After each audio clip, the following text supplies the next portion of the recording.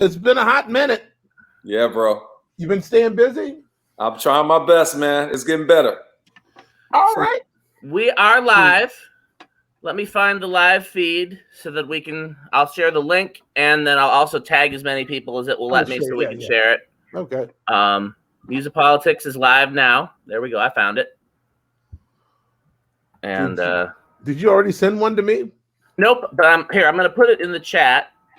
Oh, okay. Let's see if now if that works, and then I'm going to also try to tag you, Michael, because that's the way we've been doing it. And I'll tag Trevor. I'll tag whoever else that will let me. But Facebook has been real quirky lately. Zuckerberg's been on my ass. Yeah, they don't like you, man. They don't. Trying to hold us back.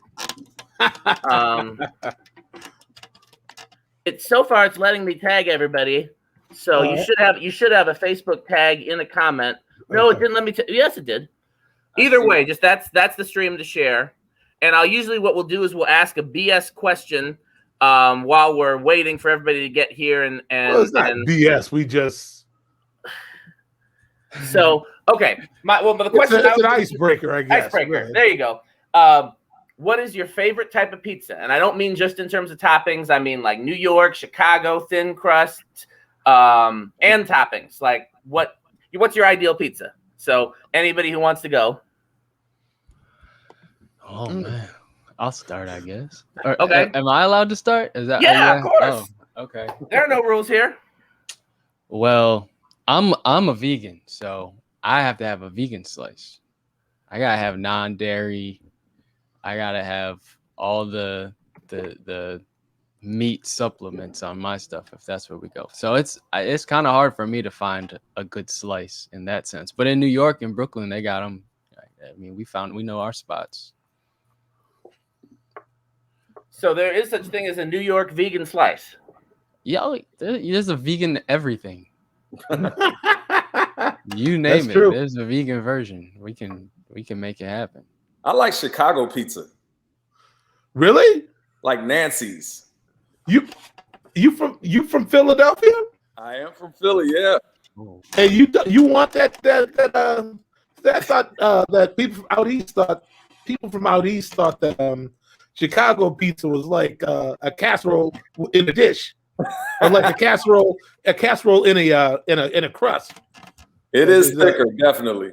Yeah. I mean, Philly is the cheesesteak city, so I ain't gonna compare the cheesesteaks to nowhere. But pizza in New York or Chicago, I'm with it. All right. And I'm pescatarian, so I take a veggie one too with some pineapples on it. Nice. Oh wow. Am I the only unhealthy person here? Like Michael's vegetarian/vegan, Trevor's vegan, John's pescatarian. I'm the only one that eats bad food, huh? Well, I mean, you said it. Each his own. Yeah, I drink liquor, so hey, there we go. Cancel it all out, right? That cancels it all. Yeah. I ain't pointing fingers at nobody. I like. Oh man. But we are talking about pizza, regardless if it's vegan or not. It's still pizza. Yeah.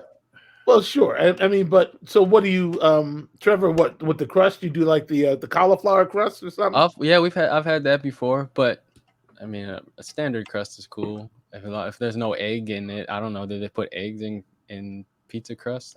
Probably. I'll do it. I think they would have to, wouldn't they? Yeah. If it's a vegan slice, then they're using alternatives. But if it's a true vegan slice, I guess. But sure. Oh, okay. We got another drummer hiding behind the logo here. So who am I? Who do I need to mute?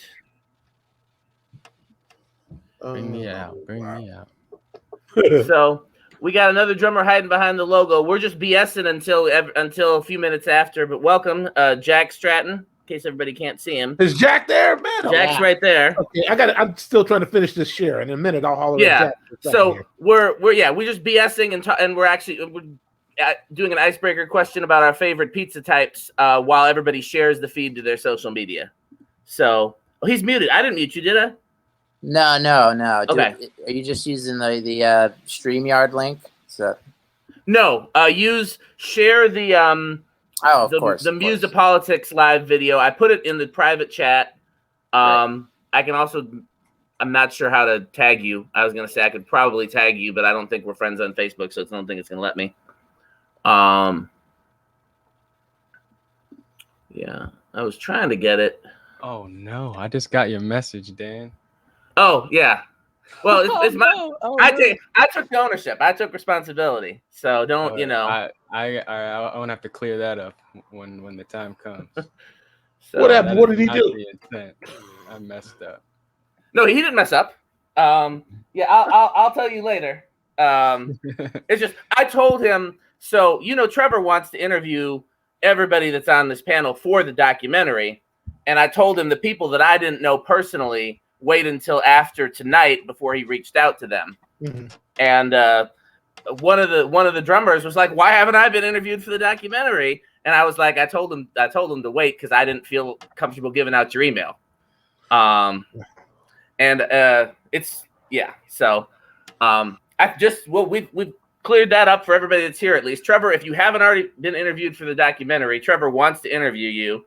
Yeah, And talk to everybody, anything about Clyde. I'm still in the learning process a lot. As much as I've ingested, I have a lot to intake. So this is going to be a good opportunity for me to just ingest and hear. Jack, mute your mic. Holla at me, Jack. Yeah. What's going on, baby? I'm here. I'm chilling. Yeah. Jack Stratton, my mystery benefactor. How did I know that Jack Stratton would bring my career back from the dead? My goodness. We'll get into it, man, a little bit later on. Sweet. Your definition of dead is different than mine, Michael. Let's just say that. So, but it is 7:06. So has everybody finished sharing? I think I got it together. Okay. What is G Sharp talking about blasphemy? What happened? Because the pizza, he's the vegan pizza, probably. Oh. So let me. You know what? Before we start the official show, let me throw these comments up here. Dave likes New York sausage and mushroom. Everybody finished sharing. Brandy likes a thin crust with mushroom, feta, and bacon. See, you Canadians, Brandy, Blasphemy. What happened? Because the pizza. That's a real answer. New York plain cheese. Oh, we got a Clyde fan here. I think that's comments about Clyde. So, okay. I didn't give mine. I also go with New York, but pepperoni and sausage. That's my standard pizza, pepperoni and sausage, and that's the slice by which I measure everything else. Pepperoni sausage. So, oh, look at who we got here. We haven't even started the show yet, and we got what's Gentlemen. up, Calvin? Hey, everybody. You want to answer the icebreaker before we officially start the show? The icebreaker? Icebreaker question. Remember last time it was coffee and I brought up my Starbucks thing. This time it's what's your favorite type of pizza? New York, Chicago, what toppings, what crust? Chicago deep dish pizzas for sure. Oh man! Somebody talking about Rocky Rococo. That's where he's from. Rocky Rococo is Detroit style. It's. I mean, right. Yeah. Okay. It's legit pizza. I like Rocky Rococo. They got the big sausage on there. Yeah. Big. Like if you like that, you got to come to Chicago, get you some deep dish pizza, man. And I'm not talking Giordano's either. Giordano's is for the tourists. You got. Oh, all right, okay. You got to go to the real deep dish joint. You got to go to like Lou Malnati's, or you got to go to Pequod's. I guess I'm a tourist because I like Giordano's better than Lou Malnati's. You do. I do. You have. I've had both of them many times. Yeah, I was about to revoke your credentials. My Chicago card. So Michael Cat was the inspiration between this of this icebreaker because her and I were arguing about pizza earlier today. I like to argue with Cat about pizza. I was. Cat is the wife of Michael's engineer. Okay. Michael's engineer, but I mean, he ain't on my payroll, but I just don't like working without him. That's all. So okay. G saying New York street slice. If not New York City, he's talking about Pizza Lucha. Ian said Illuminati's for life. Yeah. All right. Well, let's start the show. We're gonna start the show with the trailer for the documentary first. So everybody get ready. Okay. We're gonna play the trailer. Me and my incredible technical prowess. Good to see y'all, by the way, man. Good to see you all of y'all. Yeah, my brethren. You making history. Clyde was the best drummer James ever had. The smoothest, funkiest drummer that ever been in the band. He brought a different style of playing to the table, man, that's been manifested over the world, you know, the funky drummer. Funky drummer's the funky drummer. He was that funky drummer for real.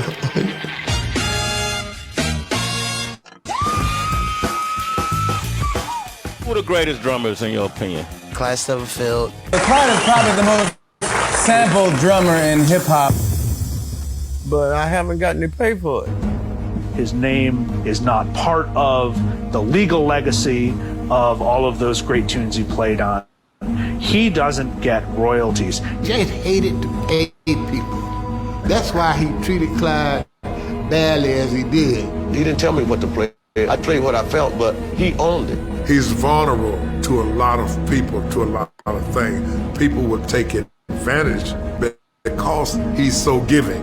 He's had a tough bout with health issues, bladder cancer, dialysis. He's a trooper. He wants to live. It's real easy to look at the big picture and say that the money doesn't always go to the people who do the most creative work. I don't even know how to put it in words to what he's done, to what he's contributed. Clyde plays the way he feels that in here. That's what Clyde brought to the musical world, a brand new beat. I wasn't working on trying to be that. I just played the way I felt. You're not going to find anybody play no funk no more than Clyde will. I mean, you know, that's just face it. Clyde Stubblefield is probably one of the world's most heard musicians, but hardly anyone knows his name.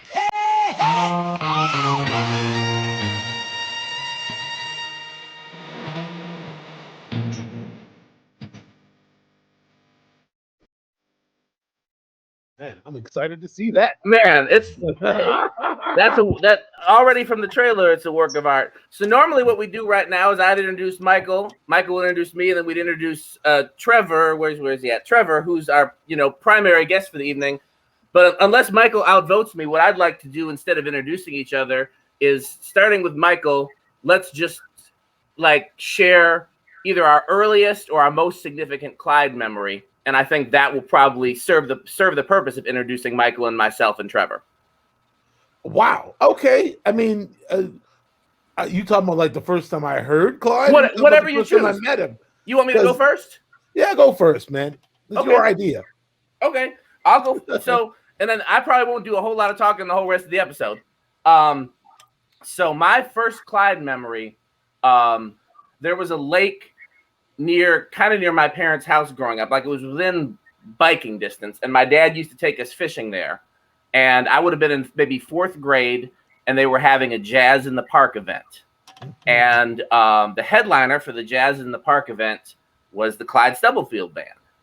And this is when Clyde was, he'd be the lead singer and play the drums, and he'd have, bass, guitar, keyboard, and they just do bar band songs. Ironically, Clyde's favorite song was Mustang Sally. So he'd do stuff like that. And at that stage in my life, I'd heard music in church.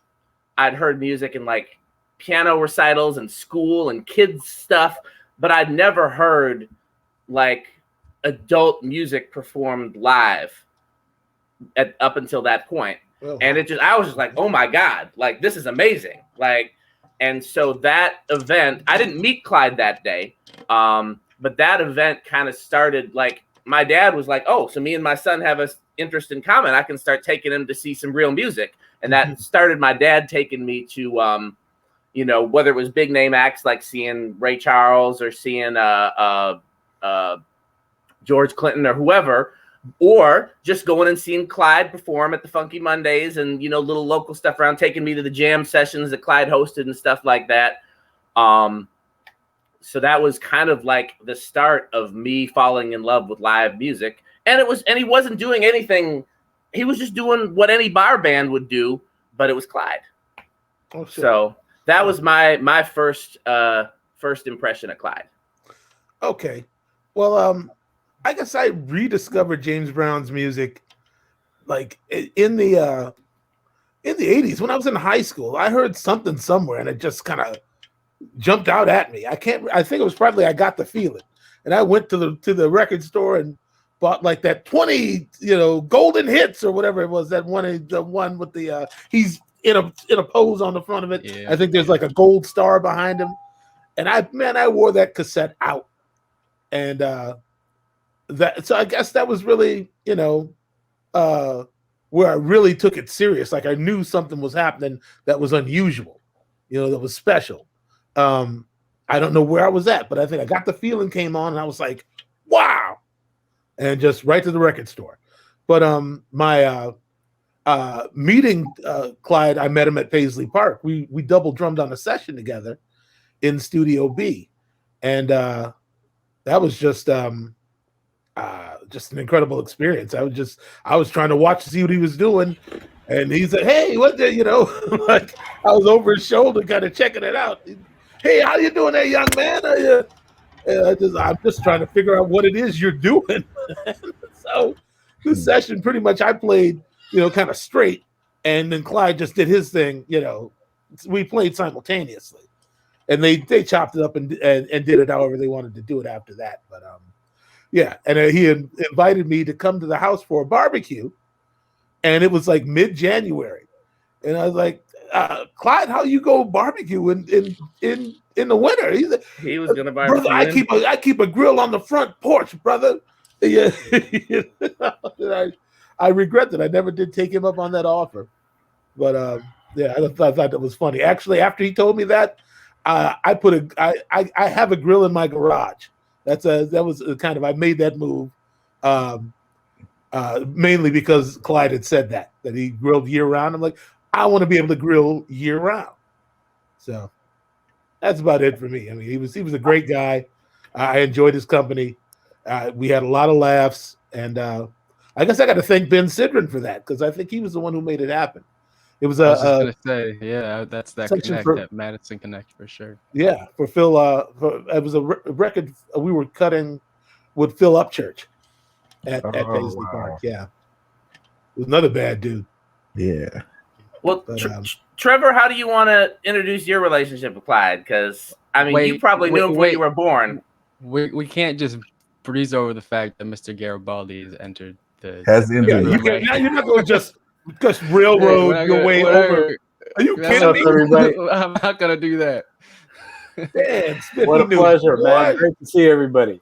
Man, let me tell you something, man. You made my heart so glad that you said yes so quickly after we asked you to come on the show, man. Are you kidding, man? I wouldn't miss this. He's one of my heroes. I mean, one of my big influencers, man. You were a hero to everybody on this panel. Yeah. So I mean, very pleasant, man. I appreciate that, brother. Thank you. Appreciate it. Thank you. Just squib cakes, bro. Just squib cakes. Just the intro. Just the first 4 bars. You in the book, man. I appreciate it. Thank you. Thank you, man. Wow. So Trevor, would you like to continue and explain? Sure. To give it some context, I am born and raised in Madison.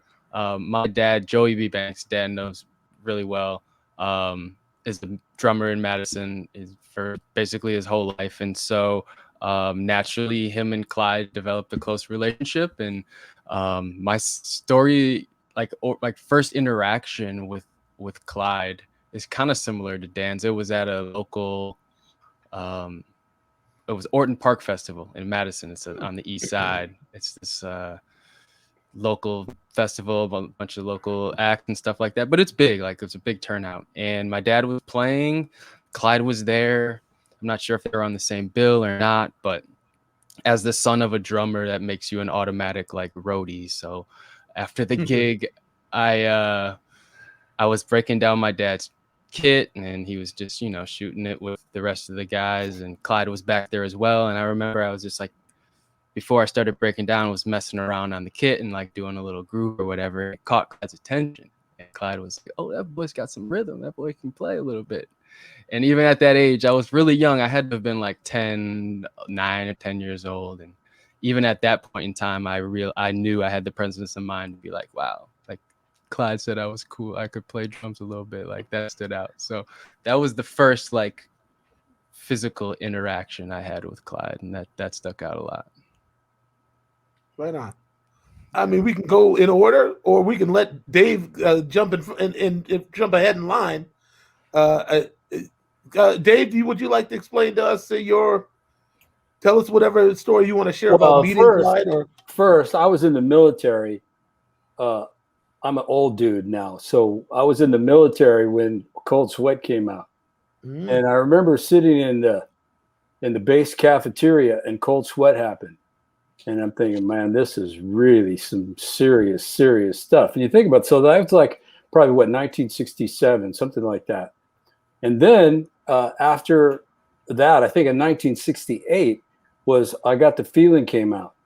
And to me, that is, at least in my book, some serious drumming, some serious art right there, some creative stuff. I mean, the man was from another universe or something. I mean, this is 1968. You listen to it today, and it's just as fresh today as it was then, and will continue to be, because it's unbelievable art. It's from the source, you know.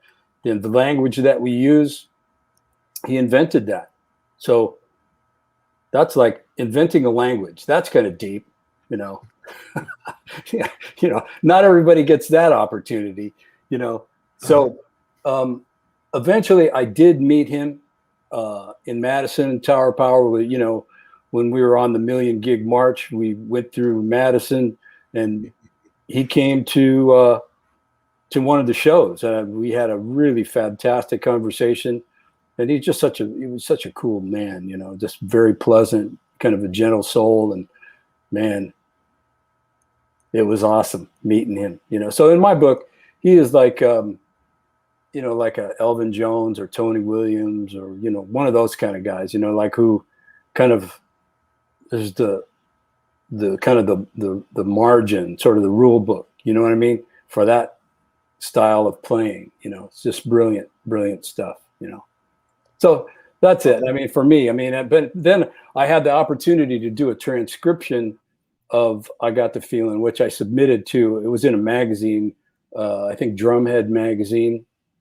And I was pretty proud of it. It took me a long time. I felt like some kind of like, you know, anthropologist, you know, some rhythm funk, you know, anthropologist going through it, because he had so many cool levels in his playing. And then James had that thing where, you know, the emphasis was on the one, and then all of the shape of all the beats, you know, after that. Oh, there it is right there. So you check it out. So this is like him. And it took me a long time to do this, because I really scoped out all of the. So if you look, stop right there, look, measure 13, measure 14, let's right here, measure 18. He does this thing where he plays the bass drum softer than on beats 1. And then it's softer, a little softer there, but then always landing on 1 and really hitting the 1 really hard. So if you look up above in measure 14, you see like on beat 3, there's like an accent that he plays on beat 3, but it's not really like a hard accent. It's just a louder snare drum thing. So he had all the little ghost notes, and he had all of those in between things, and then the shape of his beat always was heading to the 1. So it was like this kind of funky wave that was happening. It was just so cool, you know. That's what it feels like. So that yes, makes sense. yes. Yeah. Yes. So it's just a brilliant performance. Wow. Man, what an honor to have you do this here like this, man. Have you put this up? I thought well, come on, Professor. I thought this was going to be your Birdcage liner or something like that, man. No, Professor Garibaldi. If you send us, you're going to send it to us. We're going to use it. Okay. I don't know who wants to be up next. Whoever opens their mic first, I guess, you should go ahead. I'll say something. First of all, what's up, David Garibaldi? Good to see you, brother. We texted each other the other day. It's good to see you. Likewise, my friend. There to see you, man. Glad you're doing good. You look great. You look healthy. You look outdoors. Are you outdoors? Hey, look who's talking. You got the new cut and everything. I love it. That's because I have challenged real estate up here, so I have to do that. Join the gang, man. That just happens. Challenged real estate. I'm gonna be like Steve Rod in a second. Yeah. Saying my prayers and taking my Flintstones, like Hulk Hogan said. Not the Flintstones. The chewables, right? Right. Hey man, but this is an honor to be on here with you guys talking about this legendary drummer that changed all of our lives. Yeah. My first experience with hearing Clyde and hearing James Brown was through Christian McBride and Questlove. We were all in the All City Jazz Band together in Philadelphia. And I've come from the church and all. Calvin, we all met when we were younger. Matter of fact, Sput just came on. We all met when we were teenagers. Sput. And see right. Hello everybody, what's up? Hey bro. So yeah, I was coming from the church and started playing straight ahead. And in this All City Jazz Band, we were all playing together. So Christian McBride and Questlove was in school together at the Performing Arts High School. They'd come to rehearsal with their headphones on and they jamming. I'm like, what are y'all listening to? They put the earbuds in my ear and it's all James Brown stuff, man. That's all they listened to before, the jazz band started. So I'm like, what is this? He's like, man, it's the funkiest stuff you ever want to hear. After that, man, it really changed my life. It changed my style of playing, even with gospel music or anything after that. Grace notes, just really digging in on playing grace notes in between a funk groove in between a 2 and 4. The way that I tune my snare, I started cranking it up higher, just because I heard that pop in the funky drummer, sample and everything. I know everybody feels the same way. Like we started tuning our drums differently when we heard Clyde. And then, Jabbo had a fatter snare drum, but Clyde had that slick thing happening between the hi-hats and the snare with the grace notes. And it just really just freaked me out after that. And I started applying that to my playing after that, man. I just want to say, whatever snare Clyde is playing on Papa Don't Take No Mess, man. I thought it was the Ludwig. It's the Acolyte. It's so high and tight. It's the Acolyte. Killing. Oh, it was an Acolyte. Okay. Yeah. It's the Acolyte. Nate Smith. Nate. So what up? The cat. Oh my goodness. I know Sput's about to gig, so I definitely want to make sure we get to him. I don't know how much of a hurry Nate's in, but I know Sput's about to go on stage in like 30 seconds. So let's You got the floor, Sput. Yeah, go ahead. Well, first of all, man, I'm overwhelmed. I'm overwhelmed looking at this screen right now because it's all my heroes and my favorite peer drummers as well on the screen. So I'm just honored to be here. And Mr. Garibaldi, I just gotta say, man, you are one of the biggest influences of funk drumming. And I still can't figure out what you was doing before I was born in '73. So, well, that's how we feel about Clyde, right? Yeah, yeah. I mean, that's so my experiences. I met Uncle Clyde and Uncle Jabbo at the same time because we're all, they were minor artists and I played minor cymbals as well. So I got the opportunity to do. I got the opportunity to do an interview session with them for 3 days. We hung out. First day we just hung out. We just kind of just ate dinner and talked and chatted. And the second day we kind of prepped.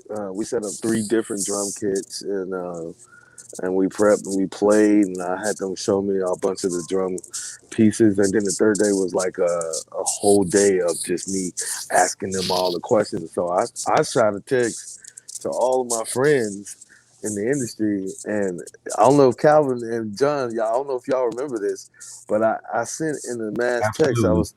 I was like, tell me anything y'all want to know about and And so I got inundated with all of these questions to ask them.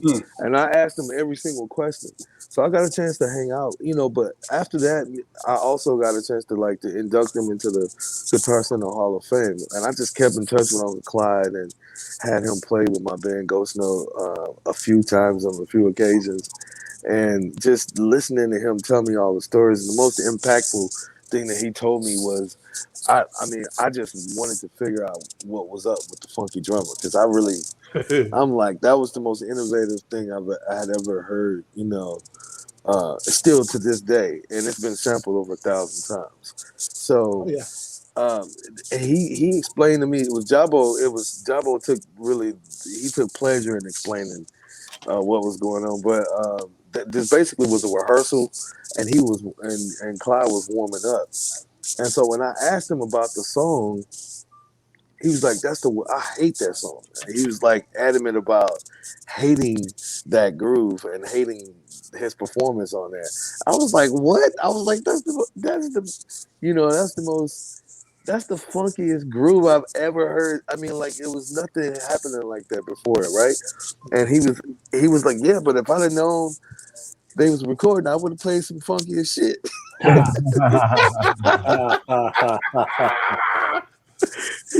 was like, he said basically he was just warming up and practicing, and that he didn't know that they were recording, so he was just, he hadn't gotten to where he was really trying to get to. I know that feeling. So I mean, so that's one of my favorite stories, just hanging out with them for being able to really talk to them for 3 days in a row and eat dinner and hang out with them. I mean, but I've been knowing about those guys since I was 5 years old, and I still haven't figured out, what Clyde, Uncle Clyde was doing in general in his head, because he was playing traditional first, and then he went from traditional to match grip, and it feels like he even got funkier when he was to match grip, So that was definitely miss on. Man, fantastic. C-Rod, I really want to hear what you got to say, brother. I have an interesting story about how I came to know about Clyde Stubblefield, and actually, so my introduction, I grew up, as everybody knows, I grew up playing in church, and I grew up in the church I grew up in was strict Pentecostal. Like, ladies didn't wear pants, no nail polish, earrings. Whoa. Wait a minute. Dennis Chambers just pop up on the feed, man. Who told the lie first? That's what I want to know. Everybody stop. That's not what they were doing. Don't make me laugh. Oh, man. Man, you can't just pop Dennis Chambers up on it. Just blip. Dang. Dennis. Warning. We need some warning. Yeah, man. It's great to see you, brother. Thank you so much, man, for doing this with us. I'm just so sorry I'm late. I had a little freezer problem I had to take care of. Oh man, no, Dan was telling me that earlier. I was like, well, yeah, drummers are people too. I guess sometimes you gotta go buy a new freezer and bring it back to the house. Brother Milton. Yeah. What's up there, steady? I'm sorry, C-Rod. I was devastated by Dennis coming on. Please continue. I was completely it messed you up. Wow. Oh, Lord. Good to see you. Good to see you, man. Uncle John. Yeah. DC. All the fellas are here. So I grew up playing in church. I grew up learning to play in church. Went to a very Pentecostal church where, needless to say, that a lot of the rules were about the music that we listened to as well. And so it was very, very strict. We didn't believe in going to movie theaters and things like that. And really all we had was kind of TV and sports and music and church. That was it. My family, we would have family night on Thursday nights and watch The Cosby Show.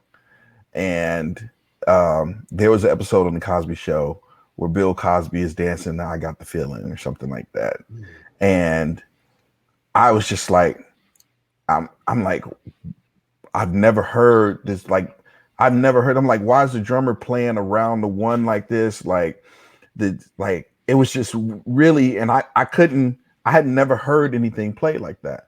And I went to church and I just start like playing all of the songs like that. I just start playing everybody's church songs with this groove. And so my old man, he was not as strict as my grandparents. When I was with my grandparents, where I spent a lot of time with my grandparents, but when I was with my grandmother, she was very strict about what we listened to. My old man was a little bit lenient. He's still kind of strict, but a little bit more lenient than my grandmother was. He actually, I told him how fascinated I was with that, and he heard me practicing it a lot. And I would always like listen to the radio, hoping to catch a James Brown song on the radio and like get it on tape or something. So my old man took me to a record shop and bought me a 45 of Cold Sweat. And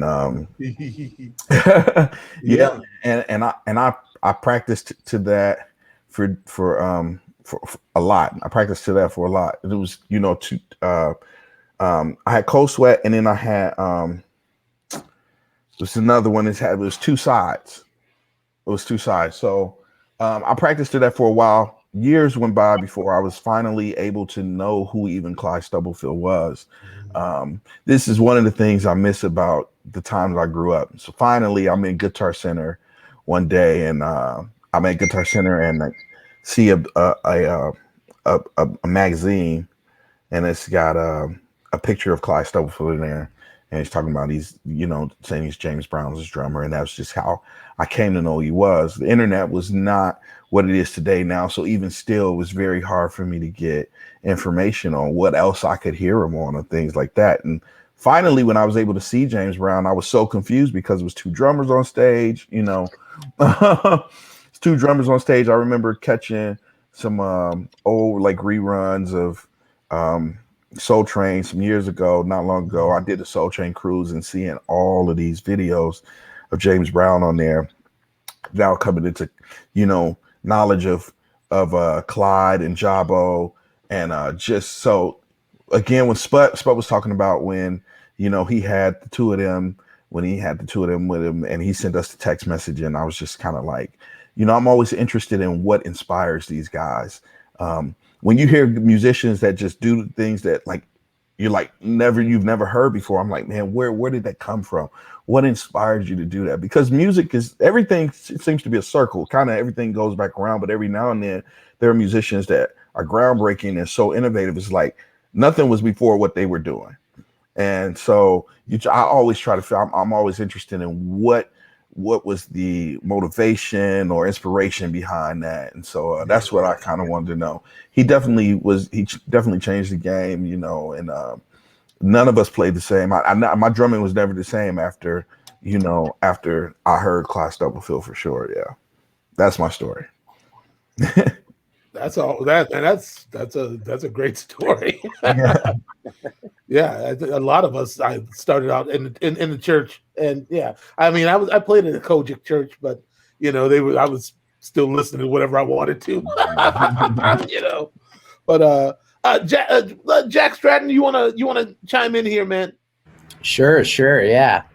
I had the same CD you were talking about, the 20 greatest hits thing, and then I would see pictures of their band, and they had two drummers, so I assumed I Got the Feeling was two drummers playing that, and it wasn't until much later I figured out that was just him. And then I was working on a conspiracy theory. I'd like to hear all your takes, that he was left-handed, because a lot of the stuff was like simple hi-hat, and then that's a fact. He's left-handed, but he played on a right. He plays right. I knew it. Wow. Okay. I knew it. Wow. I'm so proud of myself. That's true. That's why funky drummer, no one can play. It's not your dominant hand. You got to have that weird like left hand feel. There's this weird like two-sided brain thing has to be going on where he's playing this way, but like the dominant side is doing this thing. I'm still trying to figure that out too. Let me interrupt real quick because Sput's about to dip. So if anybody has anything they want to say to him, or Trevor, you have any questions for Sput? Sput, you have any questions for Trevor? Also, just know, Sput, that if Trevor's probably going to reach out to you about being on the documentary, every drummer on this panel, if you haven't already been interviewed for the documentary, expect to hear from Trevor. 100%. So anything, Sput, before you go? Yeah, I just want to say that I really appreciate you for doing this documentary, because one of the things that I was most, I was frustrated about is the lack of knowledge of his worth and his value to the not just to the drum community, but to the music community and industry as well. Obviously, the hip hop industry, being the biggest receiver of his gifts, and it was my goal.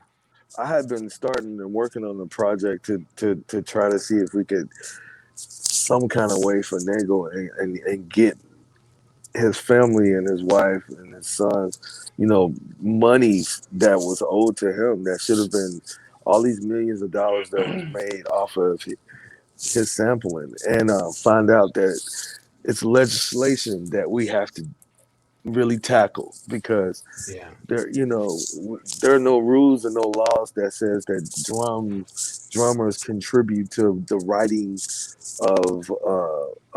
of a song. Right. And even though sometimes there's songs that if you don't play the drum fill, everybody's looking at you crazy, because it's a part of the song. It makes the song. And I think it should be a part of it. I mean, like, for instance, David Garrett, you can't play Oakland Stroke without playing. You can't fake that. You got to learn that groove. That's music. That's composition. Right. That's composition. Mm-hmm. It's a part of the composition, and so my goal is to work on getting that in the legislation, as a law, a part of the law of what writing music, what written music is, and so I'm just happy that you are taking upon this project to do, to pay homage to this guy, because I feel like a lot of even drummers of today don't know about him, and they should know about him. It should be in the drum Bible. Knowing all of the stuff that he's done and all the works, all his work and what what his value has been to the industry. So thank you. That's what 100%. It's so great to like a lot of that. Like it's so what I mean. Just seeing this panel and like the willingness and enthusiasm from everyone to be so eager just to talk about Clyde is affirmation for what I'm doing. Not that I didn't need anymore, but it's so much more fueling to hear these testimonies from you guys, because it's like it's telling me that like, yes, you're onto something. Yes, what you believe and what you're sort of the conclusions you're coming to are valid. We needed somebody to do that. Yeah, listen, that's been the motivation from the start. Is like you said you started that comment is just to solidify his legacy, to let people know, one, who he was, and two, how vast his contributions were to global, like music on a global scale, not just like all y'all drummers, like that's a given, but it transcends so much. Like everyone is enamored by just his playing itself, right? But hip hop, benefited so much from it. Just electronic music, pop music. It's so it's just become Tower so Power huge. benefited from it. Tower Power, that's a lot to do with that. The gods benefited from it. You know what I mean? Like everyone's favorite drummer had a favorite drummer, and so that's how deep rooted it is, and that's a big reason why I wanted to make sure that his story's told. I got one more story I want to tell before I bounce off.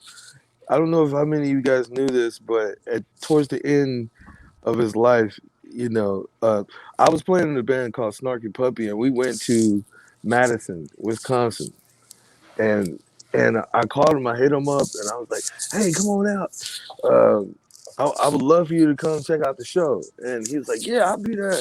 And so he came an hour early, and he was like, yeah, he just automatically assumed that I want him to sit in and play. So he was explaining he had just he was trying to cook, and he burnt his thumb, and he actually lost his thumb, one of his fingers. Whoa. And he came and he had a piece of tape. He had just, he had a piece of tape on his finger, and he still was trying to play drums. And he had a way that he held the stick like this, and he would put his pointing finger on top of the stick, and now he was still playing ghost notes, and that was freaking me out. And he was, I think it was like maybe like the last 5 or 6 years of his life, he played drums without a thumb, his left thumb. Whoa! It was his right. It was his right hand. It was his right. It was his right hand. Yeah. Yeah, but he basically only had 4 fingers, and a part of his knuckle was gone. So what he did was he like fashioned like a pad in a sense around his stick, so that he could get more grip around it. But If you watch if you can go on Guitar Center Drum Off featuring Ghost Notes, and we had a segment where we featured him playing, you can actually see it. They got a bunch of close-ups of it, and and he was still playing Ghost Notes and doing all kind of fills and stuff, and that was amazing. So thank you guys, man. I gotta go. Thank you, Spot. So, but thank y'all so much for letting me be a part of this. Thanks, Spot. What a great gig, We love man. you, Spot. Good luck. Good luck. All right, Stay in touch with all of us, brother. So where you going? I'm in Memphis, Tennessee. I'm playing a place called Minglewood. Okay. Minglewood. Great seeing you here, bro. Great seeing you here. Likewise, I love you guys, man. Take care, bro. You too, bro. Likewise. Oh, wow. Big I love too, man. I never met him. You guys should watch that interview he did with Clyde and Jabbo. It's like a 4-part series for Minor, and they talk about it all. Wow. Yeah, it's on YouTube. It's on YouTube. It's great. Nate, come on, brother. I never met you, but I love you. Man, I love you too, man. I'm just this is heavy. This is heavy. Everybody all up and through, I'm just so pleased to just be a part of the number. And my relationship with Clyde, I never got a chance to meet him. And my relationship with him has just been with the music. I felt from the minute I heard the first same CD, 20 Greatest Hits, same CD. The Funky Drummer was on it, and I have a Funky Drummer story, but I'm gonna tell it in a minute. So I grew up in a smooth jazz house, right? My pop loved music. He loved all kinds of music, Earth, Wind, and Fire, Quincy, all that shit. But he did not like James Brown. He didn't. he did not. He was like, his complaint with James was, I can't understand what he's saying. What is he saying? What is he talking about? But I always knew it was crazy. When I heard it, I was like, man, this is incredible music, but it was kind of like kept out of the house. I had to discover it on my own. So all through high school, I was obsessed. Like my first musical obsession was like Living Color, Bad Brains, Fishbone. That was my first shit, Mm-hmm. And Prince. I got hip to Prince, Sign of the Times era Prince. So that was the first way in. Mm-hmm. And then of course MPG, which come on, anyway, that's a whole other. Come on, man. Anyway, that guy. I'm distracted. Yeah. So I heard that record and I heard Funky Drummer for the first time, and I remember hearing that break and recognizing it from all the samples I'd heard. I was like, what is this? I thought it was another hip hop record. I thought it was another like remix. Oh, somebody put the loop. But then I realized this is the original shit. This is the original joint. And I listened to all the variations of the groove. I listened to all the stuff he did during the break and then at the fade out. The fade out is actually, to me, the funkier part because he starts switching up the accents. He starts dragging real hard near the end, the drags on the left hand. So I'm listening to that. I'm like, man, this is another language. This is a whole other language. You know, this is like I've been speaking English and then I heard somebody speak Vulcan and I was like, what is it? You know what I mean? Because I had never heard that. I mean, I was, you know, jazz came into my life late. So I was into Tony and I was binging on Elvin and Jimmy Cobb and I was way into them. But there was something about the dynamic thing that Clyde did that I could tell he played jazz because the dynamic range was so wide. He could give you that snap crackle, but also that delicate thing, you know? And that was kind of the bridge. I feel like he was one of the cats that like, he bridged that thing and kind of created a whole new terrain for drummers to try to emulate, you know?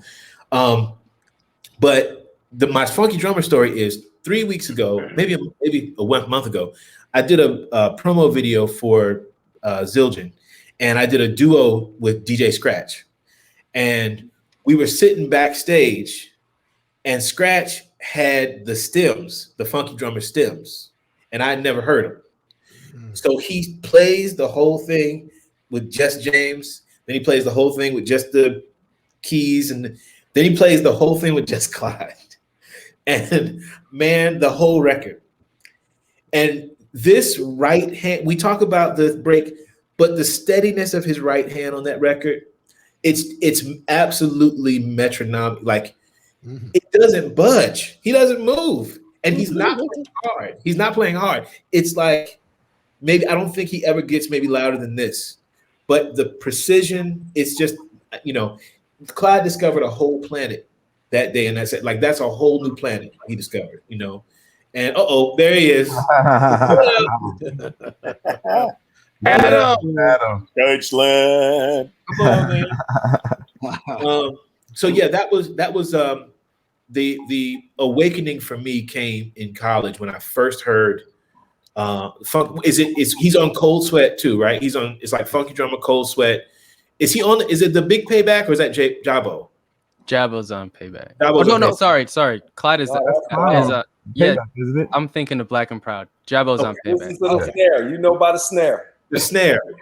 It's always the snare. Because the other thing is, and this is the last thing I'll say, as a kid, marching band was my shit too. I was way into marching band and that super crackling snare drum. I've always been attracted to it. From marching band to Stuart Copeland. He was another one with that super tight, don't get anywhere near it snare drum, right? Yeah. And then into Clyde, you know? So that, you know, and so when I heard that, I was like, I've never heard anyone play that sound like that. So what is that, you know? So that's, you know, it was life-changing, like for everybody here, hearing him was life-changing. And I'm going to spend the rest of my career trying to play something that incredible. You know what I mean? I heard that. I'm going to try to play something that amazing that changes the whole, you know what I'm saying? So I'm, you know, I got something for y'all, man. I'm shedding. I'm working on something. All right. Well, I'm always getting it together. I'm always trying to hear what Nate's playing. Boy. You're ready, Nate. You're ready. Come on, man.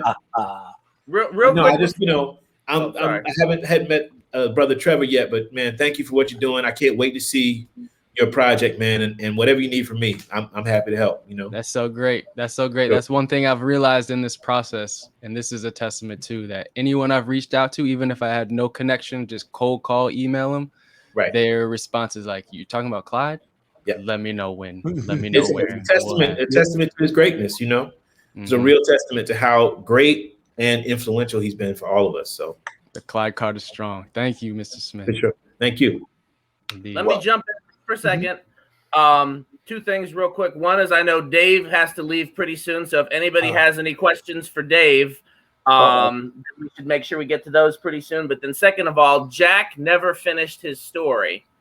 And a couple people hit me up about that. Like, I want to hear the rest of Jack's story. So I'm sorry, Jack. We didn't mean to cut you off, man. That was the story. I always thought there was a sense that he might have been left-handed to me, and I'm just floored now that. How did you know that, Trevor? Did you see him like writing with a pen or something? Yeah. So I mean, in this process, I've been hanging around. I hung out with Clyde a lot, and so yeah, I literally seen him write with his left hand, and I forgot about it. Actually, I had forgotten about that. That explains it all. It explains a lot. It explains a lot, but it's still really like it's still a mystery at the same time. It explains a lot, but it still doesn't really answer questions.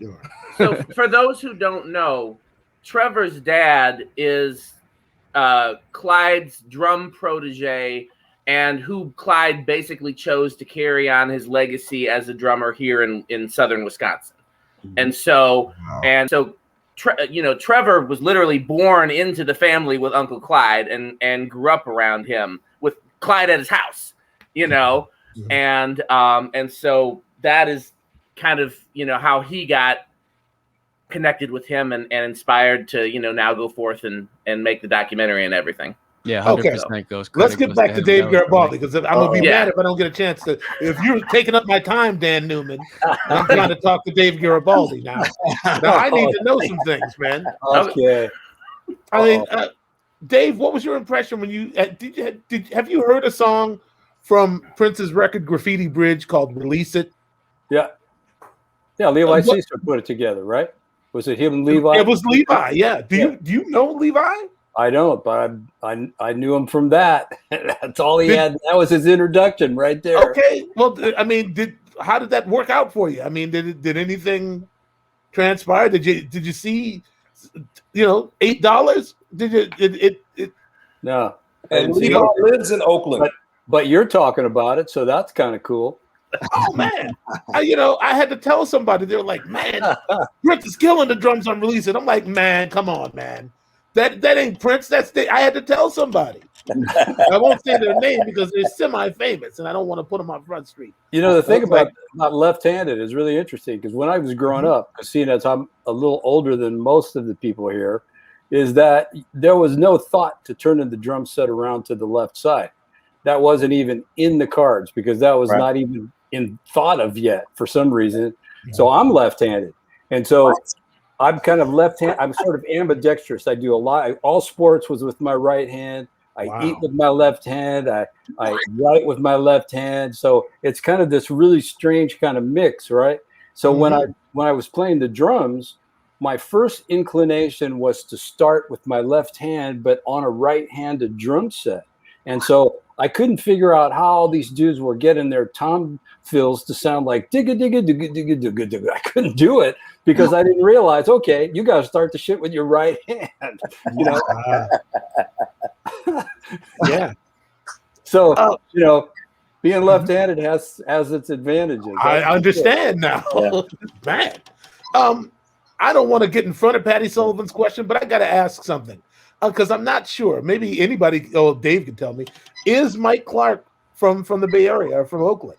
Well, that's where we met, because when I got out of the military, it was 1969. Mike and Paul Jackson. Those were like two of the first guys that I met. So Mike and I were subbing in a band there, and that's how we met. And then he introduced me to Paul. So I known Mike for a long time.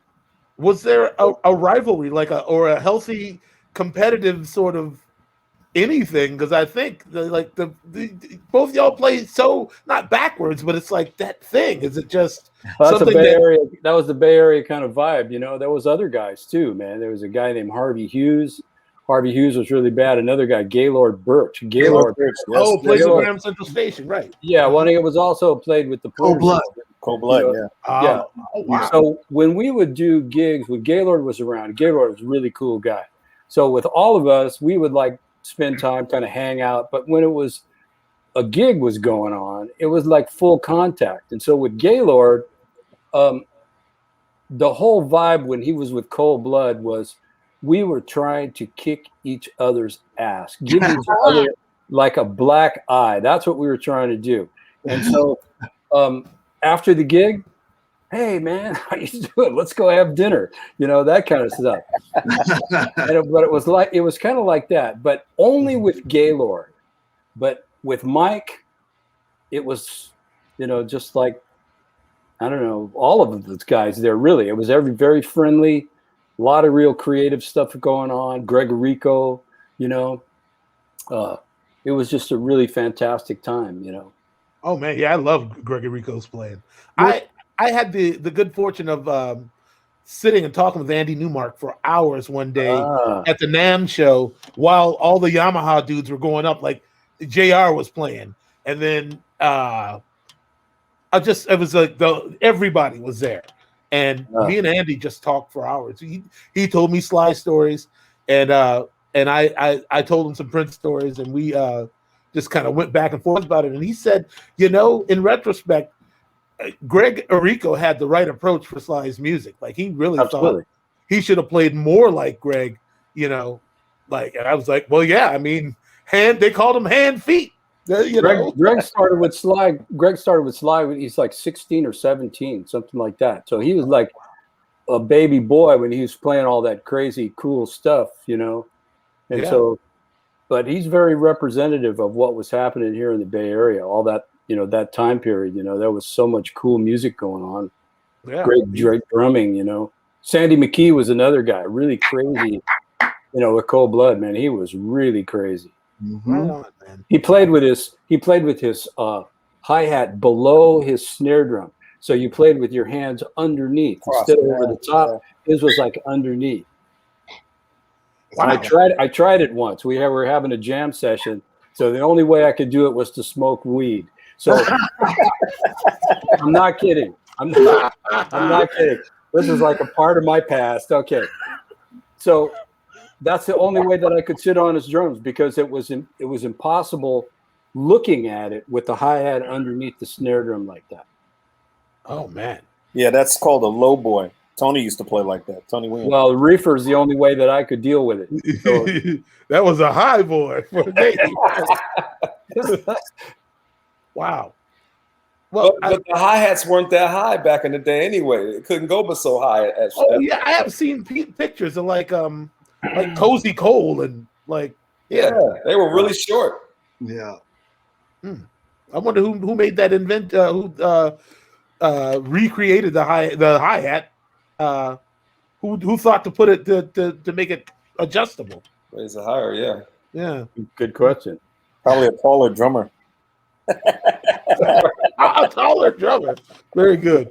Like somebody like Omar or something. Yeah. Right. Well, right on. I mean, Dave, I'm not trying to rush you off, but I got to consider that Dennis has been waiting. Well, I want to hear Dennis and Adam Deitch. I want to hear these. All right. guys. Well, listen. I mean, I don't mean to keep Dennis, but I can't let you talk before Dennis. I can't let Adam talk after Dennis because nobody's going to say nothing. So, Adam, say what you got to say, and then let's hear from I just can't believe that Dennis, Dave, and Lil Jon are in one place right now, and Michael and all you guys. And I just can't. I'm trying not to cry right now. It's just too heavy. You know, like my entire life was studying the records and instructional videos, and I got to meet you guys, and it's just I don't even know what to say besides that. It's just love you, brother.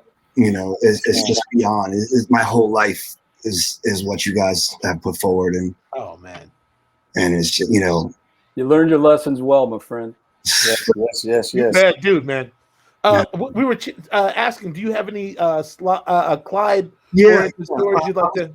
I was with Sco, and we were going through Wisconsin, John Schofield, and he goes, "Hey man, Clyde's coming to hang out today." And I'm like, Clyde is coming to hang out today. It's like superhero. It's like, you can't believe it. And Clyde came to sound check. And, you guys know he's a smiley, funny dude. He's cracking jokes. He gets rid of the whole, like, I'm the legend Clyde. And he keeps it really cool. And, I don't even know if we might have spoke a little bit that day. We hung out that day. And I just learned so much just feeling his vibe in the room and being in a room with him. And it was just we had him sit in that night. And it was a life changer. It was, when you get to spend time, like I took a lesson with Dave when I was 12. I got to see a dentist clinic when I was 13 in a tiny room in Nyack, New York. Just those moments, stay with you forever. And Clyde, just his personality and his easygoingness and his laugh, you know, I remember it all like it was yesterday. You know? He loves to laugh, and he just like, you know, he's a legend, and that's my Clyde. That's my Clyde story. All right, that's beautiful, man. Yeah, I went to a dentist clinic here in Minneapolis, and I was like, I had to leave at the end, and he was answering somebody's question. He broke off and said, "Where are you going, man?" You know that's on video. You know that, right? Oh, I figured somebody was probably filming that night. Yeah, and I was like, I got a gig I got to go to. I was 17, and then they bring him right down to the club after that, and I'm like, oh great, Dennis is here. All I've been listening to is Blue Matter and loud jazz, and he's all he's going to hear is all his licks because that's all I got.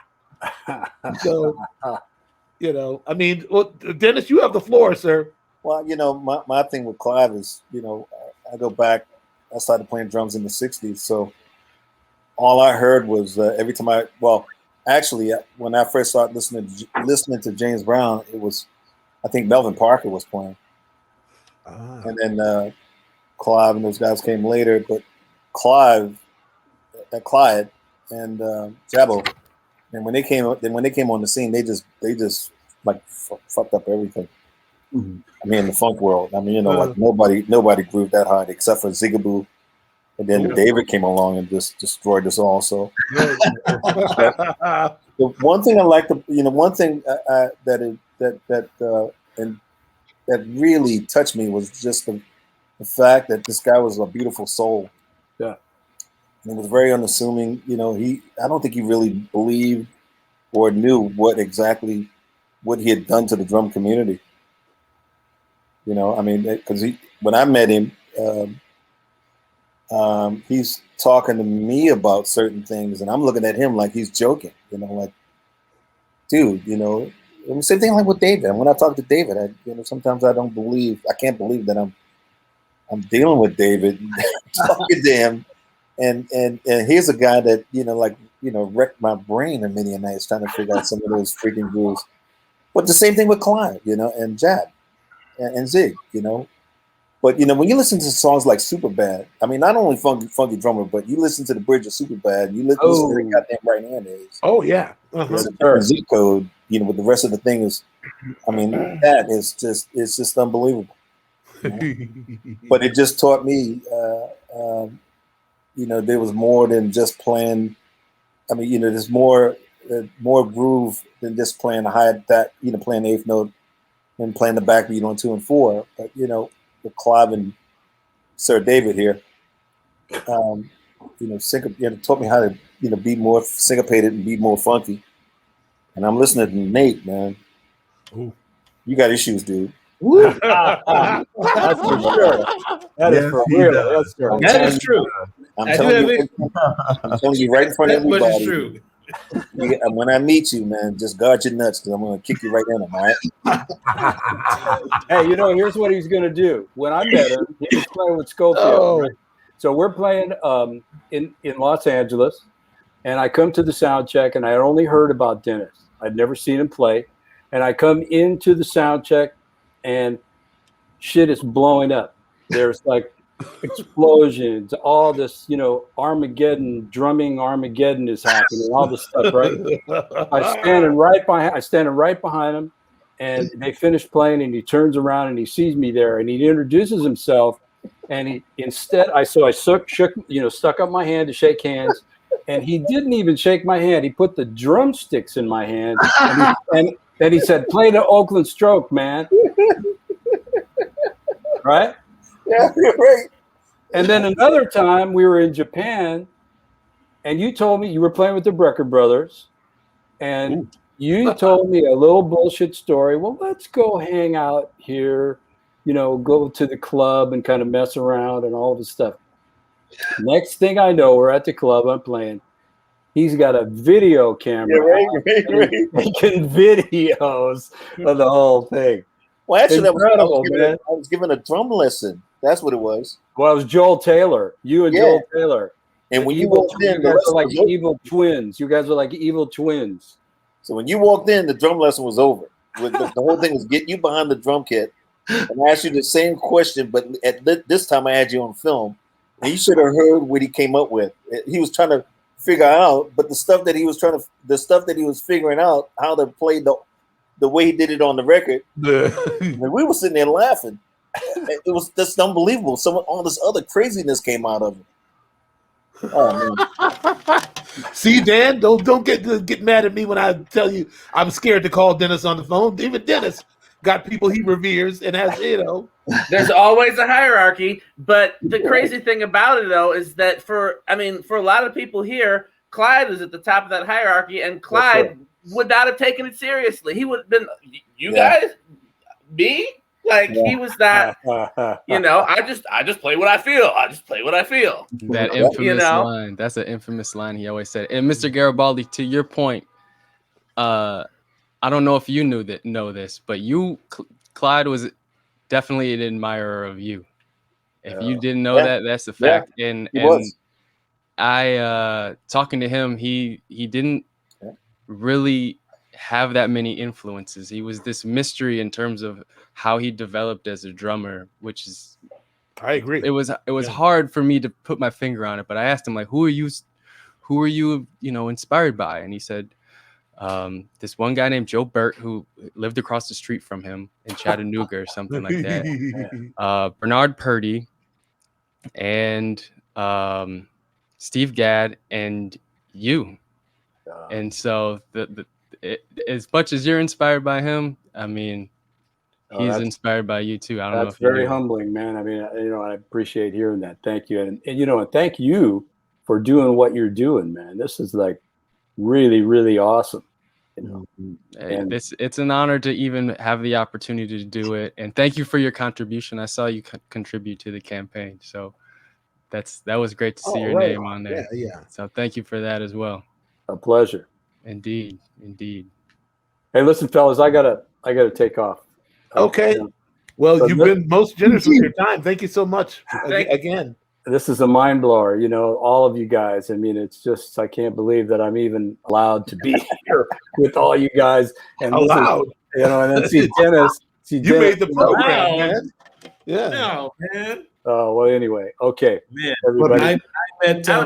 Hopefully we'll get a chance to talk to you again, because Michael and I have a lot more questions. So okay, we'll do now I got your email and we'll be bothered. And we gotta talk on. We gotta sit down and talk on camera for the official interview. That's gotta happen. We'll do it. All right. God bless everybody. See you. Thank you so much, Dave. Absolutely. Right, Dave. Peace. Wow. My goodness. Yeah, that was deep. I don't know. I have to tell you this story. I don't know if you guys knew, but when I was like 13 or 14 years old, I played at James Brown. Well, he had a motor inn here. It's called the James Brown Motor Inn, and he owned this. Well, he was part owner, or he was a owner of this radio station called Web Radio, WEBB. Oh yeah, right. Which was on AM at that time, AM station. Okay. I'm in this club playing with a cover band, and on break, I go to the bathroom, and there was a guy in the stall next to me, I guess, and he's singing something, but you can't make out the words, whatever.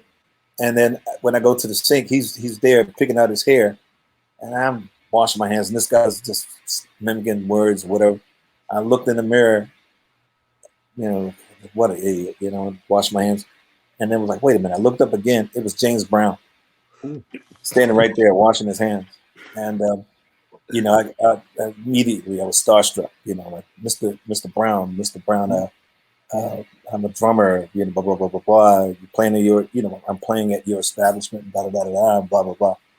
He never looked at me. He did, he just steadily picking out his afro. Yeah, kid. Whatever. I'm like, it'd be an honor, man, for you to come. For you to come and check us out. And da da da da. Yeah, I may come, kid. Yeah, whatever. So I went back into the club. I told the band. They didn't believe me, of course. We go back on the bandstand, we play, and then all of a sudden the door opens up, and there's like an entourage of people just walked in and went to sit in the corner in the dark over there. And, I'm looking at the singer who's looking at me, and I'm like, could be him. I don't know. Well, make a long story short, we were on another break. This big guy, he looked like a wall to me. This dude was huge. He came over and says, drummer, Mr. Brown, request your presence at his table. And I looked at the guys. I'm like, I told you guys he was here. And they were like, they were trying to get me to invite them over. I'm like, well, I can't do that, you know. So I go over there. This guy offered me, he's like, hey, kid, nice backbeat you got there. I'm like, yeah, Mr. Brown, thank you very much. Yeah, how would you like to put that backbeat to Mr. Brown's, music?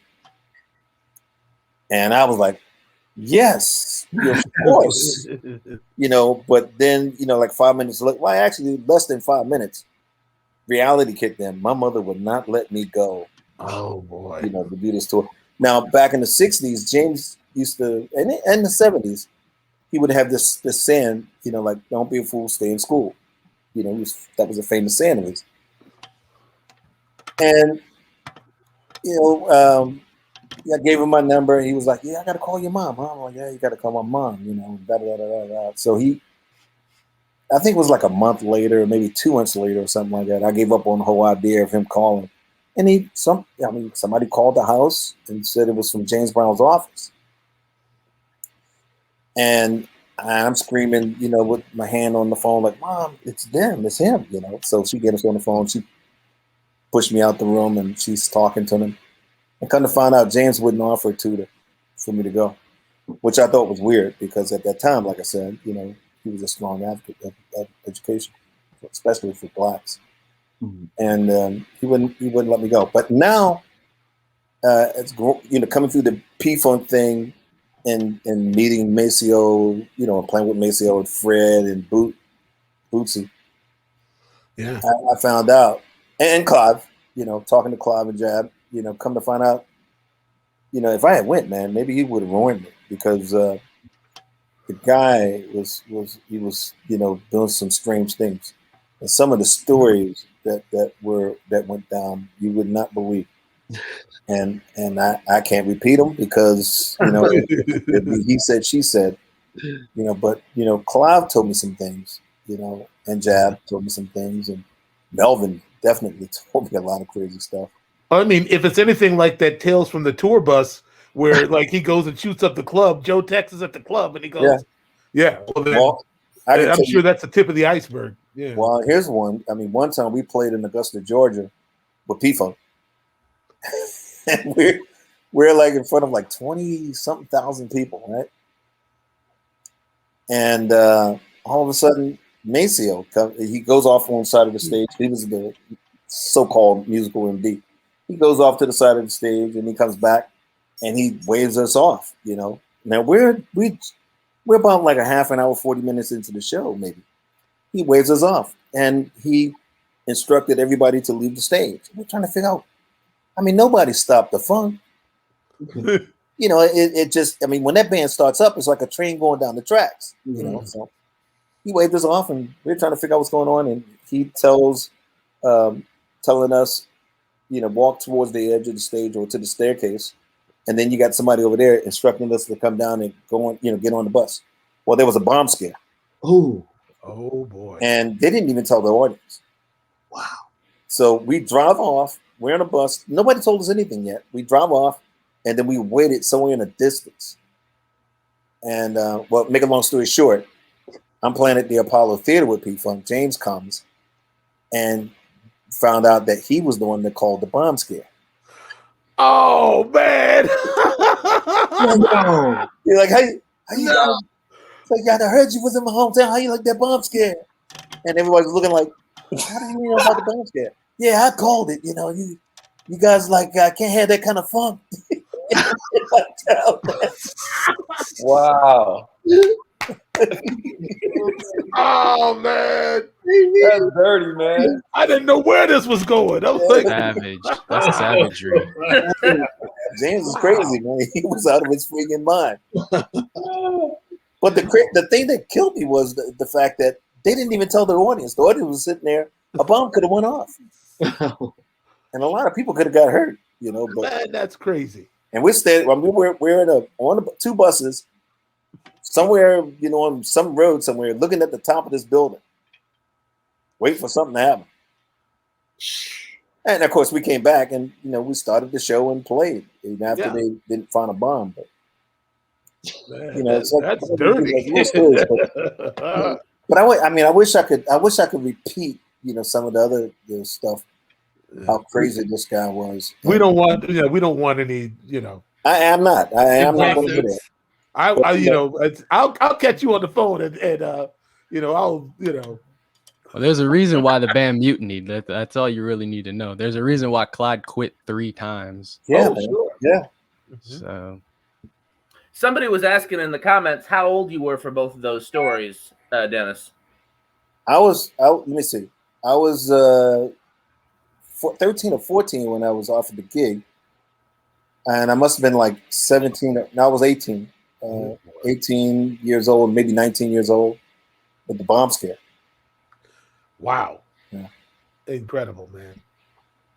I don't want to hog Dennis. Anybody else got any questions they want to ask Dennis? Because I got so many questions that I don't want to be too greedy. I'll sneak mine in. I'm gonna be asking you about that words video that you did. You just spanked every improper drummer in the business. What video? Words. When you didn't play nothing. You standing at the kit talking about, okay, I want to tell y'all. Does anybody else know what video I'm talking about? I only know about it because you told me. Oh, just talking about, I went out to see these young cats and they don't leave no space for nobody. They, playing all over that one, man. I was like, tell it, Dennis. Yeah, I get sick and tired of going to here in Baltimore, that is, and sometimes in New York. I go out and you have a guy that's behind the drums and supposed to be playing music, and all he wants to do is prove a point that he can play, and the music suffers. They don't know anything about pocket and the discipline to play the pocket. First of all, when you talk to a younger guy, not all of them now, I'm just talking about some, and their whole interest is like being the fastest drummer in the world. And I had somebody even told me that. Now I'm not going to mention his name, but he mentioned he wants to be the fastest drummer in the world. And I looked at him, I thought he was joking, and I said to him, like, okay, well, I'm Dennis Chambers. You're the fastest drummer in the world. Do you think for one goddamn minute I made a living by being fast? And I don't care how fast you are. Buddy Rich was fast. Billy Cobham is fast. I don't care how fast you are. You still got to play music. And if you can't play music, what's the point of being behind a set of drums? What? Come on, doctor. You're preaching now. I try to talk to some guys and some they listen and some don't. And I always try to tell them, like, look, man, like all the chop stuff, that's all great. It's great to have chops. And it's like the icing on the cake, but you got to have the cake to put the icing on. Well, man, if you can't make the cake, just dropping that goal. Oh, definitely. Oh, Charlie Drayton. Offering plate. Pass around the offering plate now. I know. How about that? Somebody say hi to Charlie Drayton, who's watching right now. Another bad motor scooter. He was in the comments there. Come on, editor. There he is. Charlie. Woo, Charlie. I was so scared of Charlie when I was a kid. Woo. I was like, who is that? Something for Steve Jordan. Who just came on behind Steve Jordan? One particular song. Hey, Mike, I got one particular song he played on Hiram Bullock's album, The Alley. You remember that? You know what? Alley, he turned it around. I was at that session. They did that at Metro Studios here in Minneapolis. They invited me. Ricky Peterson invited me. Come on down and hang with Hiram and the Cats, man. And I watched Charlie playing that backwards and forwards, and man, I was like, I didn't know what to make of that. Charlie changed my life, man. Love you, Charlie. Man. They just named Dennis's video Words.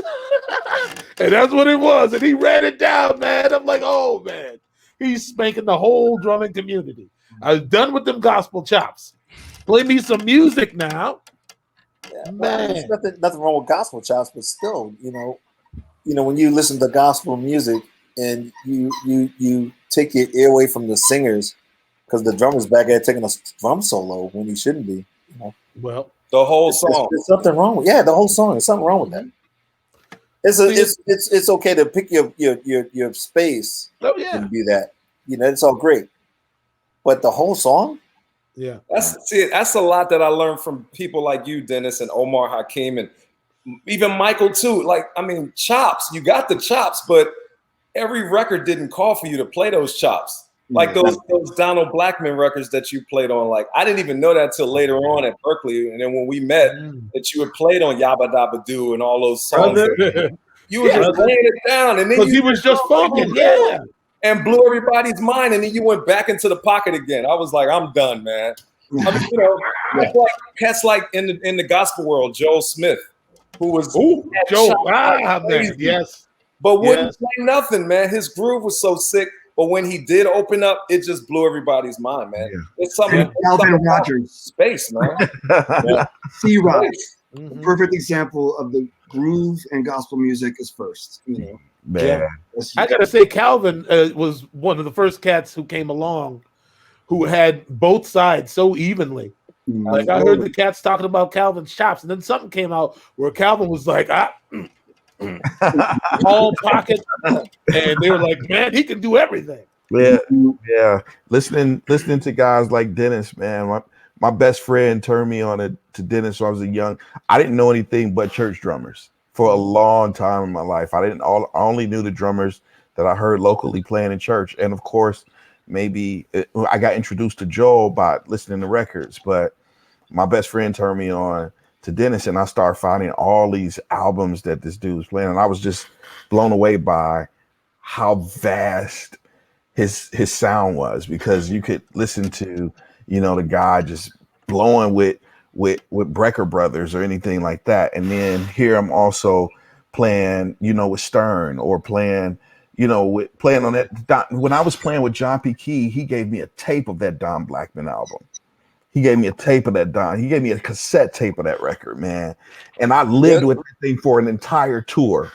Yeah, it wasn't the X-rated version, was it? Because there's two versions of that. I don't think it was. No, you wouldn't remember it if you heard it. No, it was. I don't think it was X-rated. No, but that was deep. Man, yeah, man. You know, and then, you know, the drummers that I grew up to admire. When I met Teddy Campbell when I was around 15. And he just immediately started talking. He was telling me about Lil Jon, man. He's like, man, Lil Jon is like, bro, he's 16 years old and he hanging with everybody. You know what I'm saying? Like, he's got all these gigs, man, and just all the stuff he was turning me on to, man. And of course, listening at, you know, again, everybody on this panel, man, when I got hip to Mike, playing with Prince, and hearing again how the influence on Sexy MF, you know what I'm saying? Yeah. That's direct. Yeah, you know what I'm saying? And hearing that, but also hearing, you know, you just laying down such a solid groove on Sexy MF, but also, you know, playing a giant feel like you did on Diamonds and Pearls. Diamonds and Pearls. Now, you know. Diamonds and Pearls. That drum feel. Man, we rewinded that over and over. Over, man. Like, I listened to the record for that drum fill. It's like, the song is great. Nothing against Prince. I love it. But that drum fill is the price of admission. That's like, what the hell were you thinking about? That drum fill was so Joel Smith. I'm telling you, that feel of like that blick. That was really like that was just really, was the fill of the year, Mike. That was the fill of the year. I listened to that Love Alive Walter Hawkins record all the time when I was coming up, man. Joel was he really didn't get his, you know, his due. He didn't. No, he did not. Joel was a bad man. But Mike, did you listen to Diamond Williams at all? Ooh, Diamond Williams, the Ohio player. Oh yeah, man. I guess he did do that sort of thing too, didn't he? That's what I thought. Where you got it from? That's what I thought. Oh wow, I'll take that. I'll take that. I love Diamond, man. He's a bad dude. Oh, I want to be free. Dennis, I heard you talk about Diamond a lot, man. So many musicians you talk about when I was studying those DCI videos and things like that, man. All the musicians you were talking about studying on there, going back and listening to them, going and listening to Diamond on Skin Tight, man. Like his groove on there, you know. Flopping. What about flopping? Flopping, yeah. And even on a ballad, like, you know, Heaven Must Be Like This, you know what I'm saying? A lot of stuff that years later people started programming, like listening to Timbaland program where everybody got hip to the whole Diamond was playing that, you know what I'm saying? He's playing that back in He was another guy that, you know, he loved Jabbo and Clive as well. Yeah. I mean, everybody, you know, like, let's face it. I mean, you weren't black if you didn't, you know, study those two guys. Fair enough, man. I tell you one thing, and I tell you this too. Even in the blast music, what do you call that? Metal music. Yeah. Oh, sure. If you took some of those guys, I mean, because I talked to some guys that play that music, and I could name all these drummers. You know, they don't know anything about, but if I name Jabbo and Clive, they know them. Right. And if you listen to their music, if you can listen to it, I mean, because it's hard for me to listen to because of the vocal, but when I listen to the drums, if you slow that thing down, it's James Brown. Yeah. All the jungle beats in Europe is funky drummer sped up. Yeah. Let me jump in real quick, just because Nate's about to dip. Nate, where you going, man? You're muted. You're muted, Nate. Unmute yourself, Nate. Why is he muted? Sorry. No, I'm here. I'm actually about to do this thing with Ludwig. I'm here in North Carolina. So Uli, who I'm sure some of you guys know, Uli Salazar, we're gonna hang this evening before this meeting tomorrow. But I had to hop on and just, you know, be in the mix, because this is a once in a generation gathering. I'm really dying to meet you, man. Really, man, listen. So here's the thing. Backstage, very briefly, we were somewhere in Eastern Europe, and you were there, and I was there with Chris Potter. Adam Rogers. I think Craig Taborn might have been. It was Chris Potter's underground band. We met very briefly. It was a very brief meeting. But I did play you. I remember I played you, or maybe Adam played you. I don't know if you guys have seen this video, this drummer named Jeff Indike. This cat, he has this concept called molecularization. When you have a minute, go check it out. It's interesting. But we played it for you. I remember you dug it. But it was like, this must have been maybe 10, 12 years ago that this happened. This is when at the sort of the height of Chris Potter's thing, my touring with him. But I hope we get a chance to actually hang and rap, you know, because I look forward to soaking it up. But I love y'all, man. I'm so grateful to be a part of it. And you know, Trevor, whatever you need from me for the film, just let me know. That means the world, for real. Absolutely. Y'all be easy, man. Thank you. you. Thank you so much, Nate. God bless you, man. All right, man. Man. I was gonna say, Dennis, when you called me at Paisley Park, hey, what that sexy MF? How I get a copy of that, man? I was just like, how did Dennis Chambers get the number to Paisley Park? I was there, I was rehearsing, and I jumped down. Oh, there's a phone call. Who's calling? Dennis Chambers, man. I told somebody, get that out to him today. Like Prince come bring you the phone, like Dennis Chambers. No, he wouldn't have. The only more frightening call I got at Paisley Park was one day Tony Williams called. Oh, really? And he was looking for he was going to start like a rock band, like a hard rock band, and he was looking for some singers. And I had met him, but I mean, I was, you know, so afraid I hardly said two words. He just called. Hey man, how you doing? Tell Prince I said hey, and you know, me and Stanley been talking, man. We asked Prince if he wants to do a trio with us. And I said, okay, sir. And He said, "Oh, really?" He just like, "Oh, wow, okay," you know. And he just kind of kept, doing his thing. But I was just like, "Wow, Tony Williams, man." Yeah, Dennis was bad enough, but then Tony, that killed me. Can I share something? Yeah. Can I share something? I think, Michael, I know you'll probably appreciate, and I just want to spark this conversation, and maybe it'll like add some cool points from my book to you guys to show you this. But I mean, can we talk about the? Can we talk about these? Woo! We gotta talk about these. Wait a minute, man. That's the Bible right there. That's the Bible. Mm-hmm. Man, chapter and verse. Like Dan was saying, my dad exposed me to so much stuff growing up at a very young age. Clyde and James Brown and those records. I remember like so distinctly, like just being in the car with those records and like watching the tapes and stuff like that. And I'm not even a drummer, and that stuff like made an impact and an impression on me. So to the point where I was like this stuff is. I even had the presence of mind at a very young age, a non-musician, to realize how like incredible that stuff was. So Trevor, I know, did you hear Petite Blonde though? Did you hear that? Man.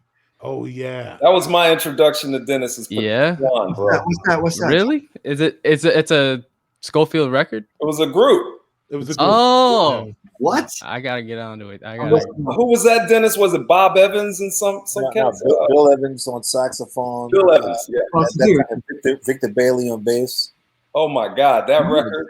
Jim Beard on keyboards. Yeah. I was like, who is this dude? Yeah. That was hardcore. I was at Berkeley, man. It was 91 when I heard that record. I was like, who the hell is this? Oh yeah. I mean, a similar impact for me, like with hearing Clyde, also hearing Dennis. It was like the emphasis, the where you put your accents at and how you kind of. I can't even put it into words exactly. I was just like, I never thought of drumming like this before. Like it just changed my whole. And by the time I met Dennis, when I met him, when he came to the club, I said, "You're not going." I've been doing nothing but studying those records, man. So, it's gonna be like listening back to your own thoughts because I have none right now. It sounded like somebody made you mad that night, Dennis. That recording, it sounded like somebody made you mad that day. Yeah, Victor probably made me mad. But then again, that show was designed to do that. So yeah, I'm always talking. Adam, did you hear that record? No. What? You was there with me. You was at school with me. We listened to pretty much everything together. Everything except that I missed it, but I got it on YouTube set up for right when we get off the Zoom, so I can. Oh yeah, smoke you one and just sit back. There we go. That's your mind is about to get blown, bro. Okay, here we go. I need some clarification from Dennis. I want to know, because there's so many drummers doing the P-Funk, which were the big ones that you were on, man? Did you cut with P-Funk or did you just? Yeah, I played on Atomic Dog. Okay. On Field Manures. And from there I can't remember because I mean at that time the live record, live around the world. But at that time, we were cutting so much stuff, and then it got to a point where I just started reneging, Sure. Cutting music. I always wondered if that was you, like on Knee Deep or One Nation or any of that. No, that's Bootsy. All right, man. I always heard Bootsy played on Bootsy on drums. No, Bootsy is funky on drums, man. He played on a lot of stuff. On drums. He's on Flashlight for sure. Mm-hmm. Yeah. I didn't know Bootsy was playing like that. That's Bootsy playing drums on Flashlight? Yeah. Oh, yeah. Pretty much anything where there was key bass. Funny. I'm serious. But there's also didn't Bootsy played on that song, that Zapp and Roger song, right? I'm about. I think it's called All Right. Yeah. I heard Bootsy play drums on that too. Yeah. get the black. Man, so nasty. I just wanted to say one other thing. I don't mean to keep hogging Dennis, but I had to. I think the drummer's name was Tony Thomas from maybe DC. Tony Thompson? No, not Tony Thompson. Okay. This guy was like a go-go drummer. Yeah, yeah. Okay, and he was playing with P-Funk, and he got double booked at some point, and they had a gig coming up here in Minneapolis, and somebody from George's organization called to see if I could sub for this dude, and yeah, okay, I'm not really a funketeer, like I was familiar, but you know, there are people who know every note, all of it, you know. What year was this? What year was this? This is like 1990, maybe. Oh yeah, 91. Yeah. And Tony Thomas was double booked. I think he had to do some gig with Chuck Brown or somebody. Mm-hmm. So I said, yeah, okay, well, I'll do it. And they sent me a live cassette to study, and it was Dennis on it, and I think maybe Lige. Yeah, yeah, that was the Gloria How the Stupid tour, maybe. Man, and I'm like, how am I supposed to get around this gig, man? Like, I gave them what I had. I didn't know they were going to play 3.5 hours. I just wasn't a funketeer. But man, Gary and George would turn around and start doing this, like, come on, drummer. I just trying to get it out, man. But I sat with that tape for like 4 days, man, and just marveled at just what you were playing, man.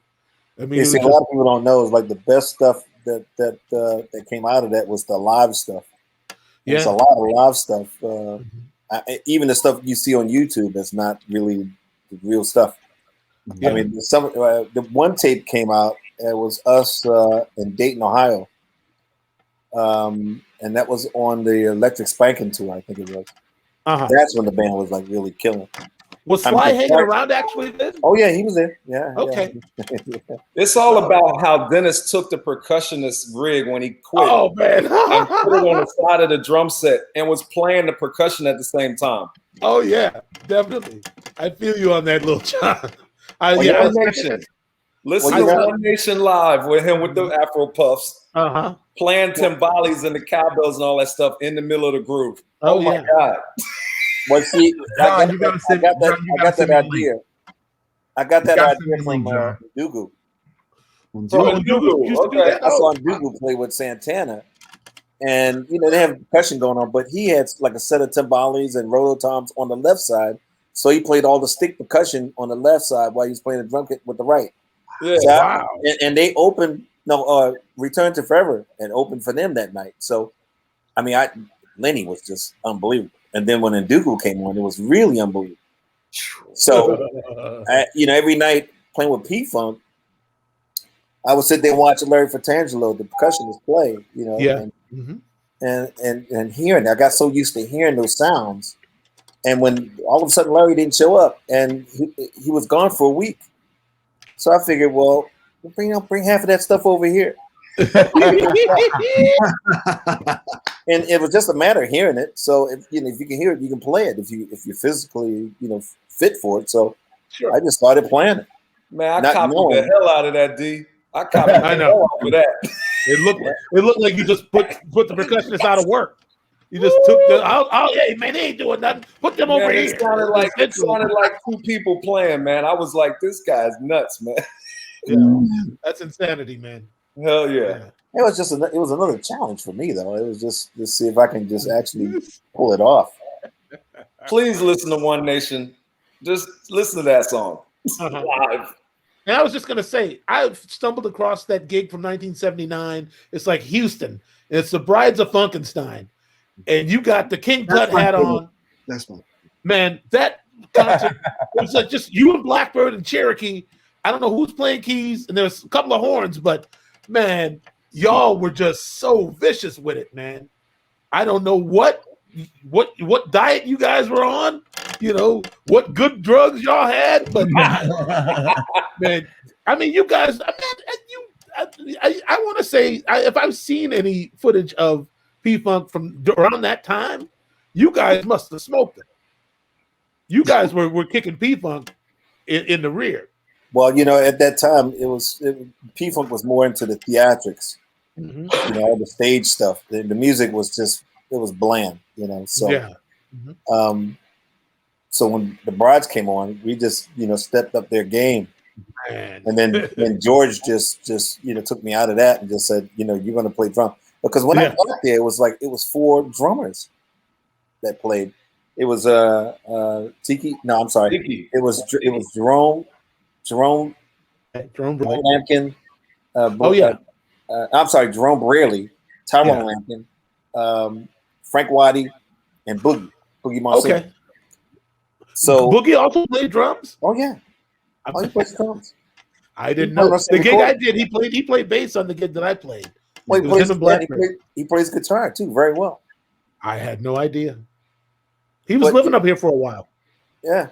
Oh, yeah, that's right. That's right. Somebody did tell me that.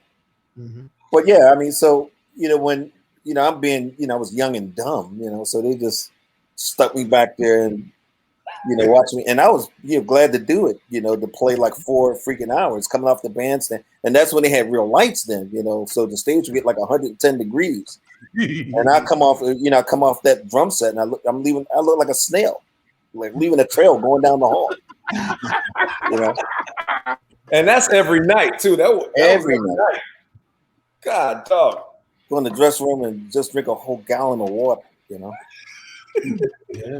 George would go out there and like play everything, just like Prince, he'd go out there and play everything he knows, Yeah.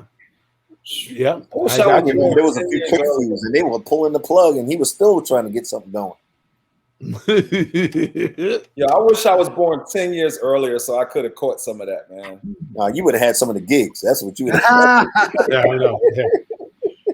But I mean, man, it was just so good to watch that stuff, even till this day, man. Like, but in the 90s for me, I was studying all of that stuff that y'all had done from the 80s and all like that. Like, I was just floored, man. It was like the Bible for me, man. Like, outside of the classroom, this is where I learned a lot of, the stuff that I have or had, Yeah, but see, before us, of course, I mean, like I said, but James, you should have saw that.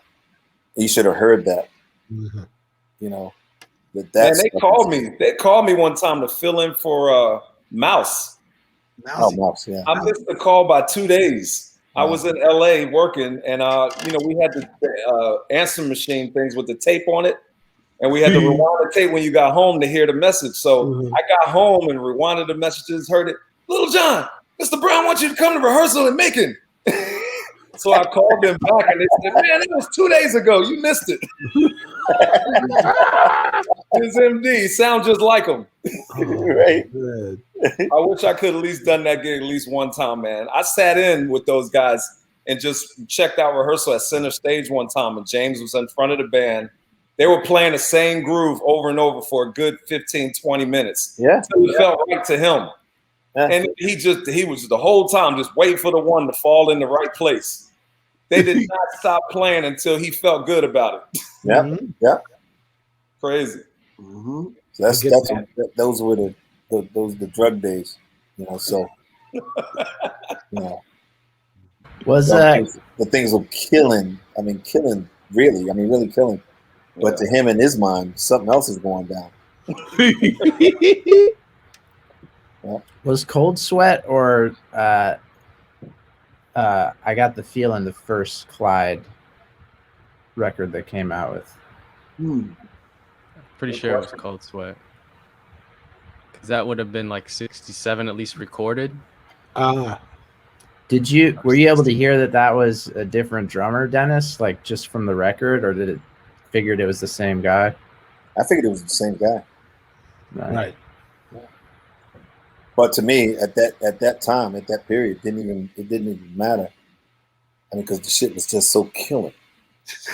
Right. And, you put that thing on it, and I mean, every time you heard that song or those songs on the radio, everybody in the block started dancing.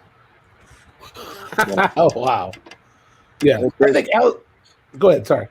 No, it was just crazy. I mean, Alan Leeds, I think, said that he thought Cold Sweat was the first official funk record, like the first one ever recorded. There's discrepancy about that. Don't people kind of classify Papa's Got a Brand New Bag as that too? As like that first one, kind of from that transition from like R&B to funk. It's kind of in between, like that flaming, like that earlier Boogaloo. Brown era to like when Cold Sweat came. Yeah, it was more Boogaloo funk. Right. But you could tell it was turning the corner. So I think some people, I'm not necessarily in that camp, think that Papa's Got a Brand New Bag was that first one, but I say Cold Sweat is. Well, have you guys heard James Brown's instrumental? It's a whole CD. It's just instrumentals. Motherload? Is it the Motherload? No.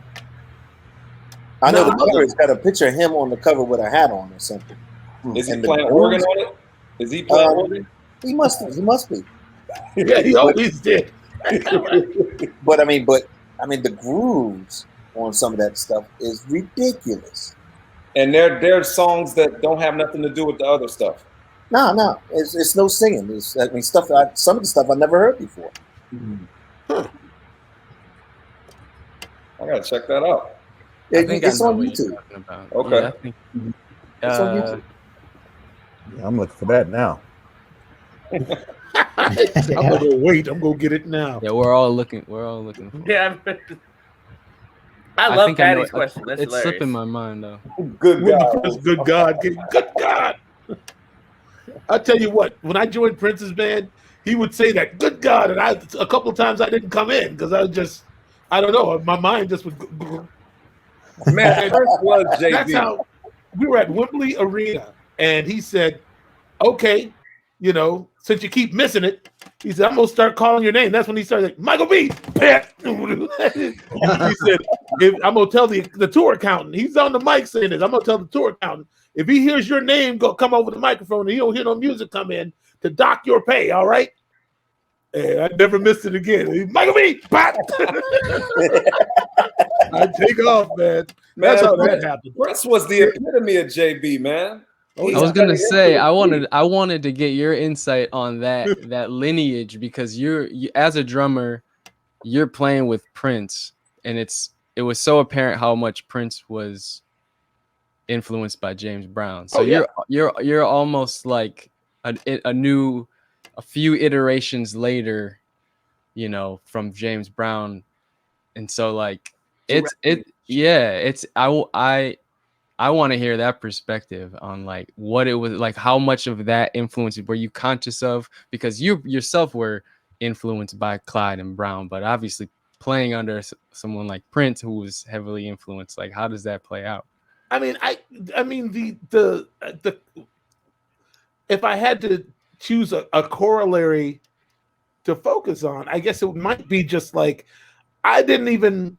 we thought of ourselves as a show band, like me and Sonny often was like, it's there's a different kind of excitement you got to generate when when you're a side cat in a situation like that. I don't know really. I mean, I'm just off the cuff with it, but sure. There was that. It's like you got to get the maximum excitement out of the minimum that you're playing. Like you can't disrupt the groove, but you got to keep it bing. You keep hitting that crash cymbal, and kind of lean on the groove without letting it get away from you.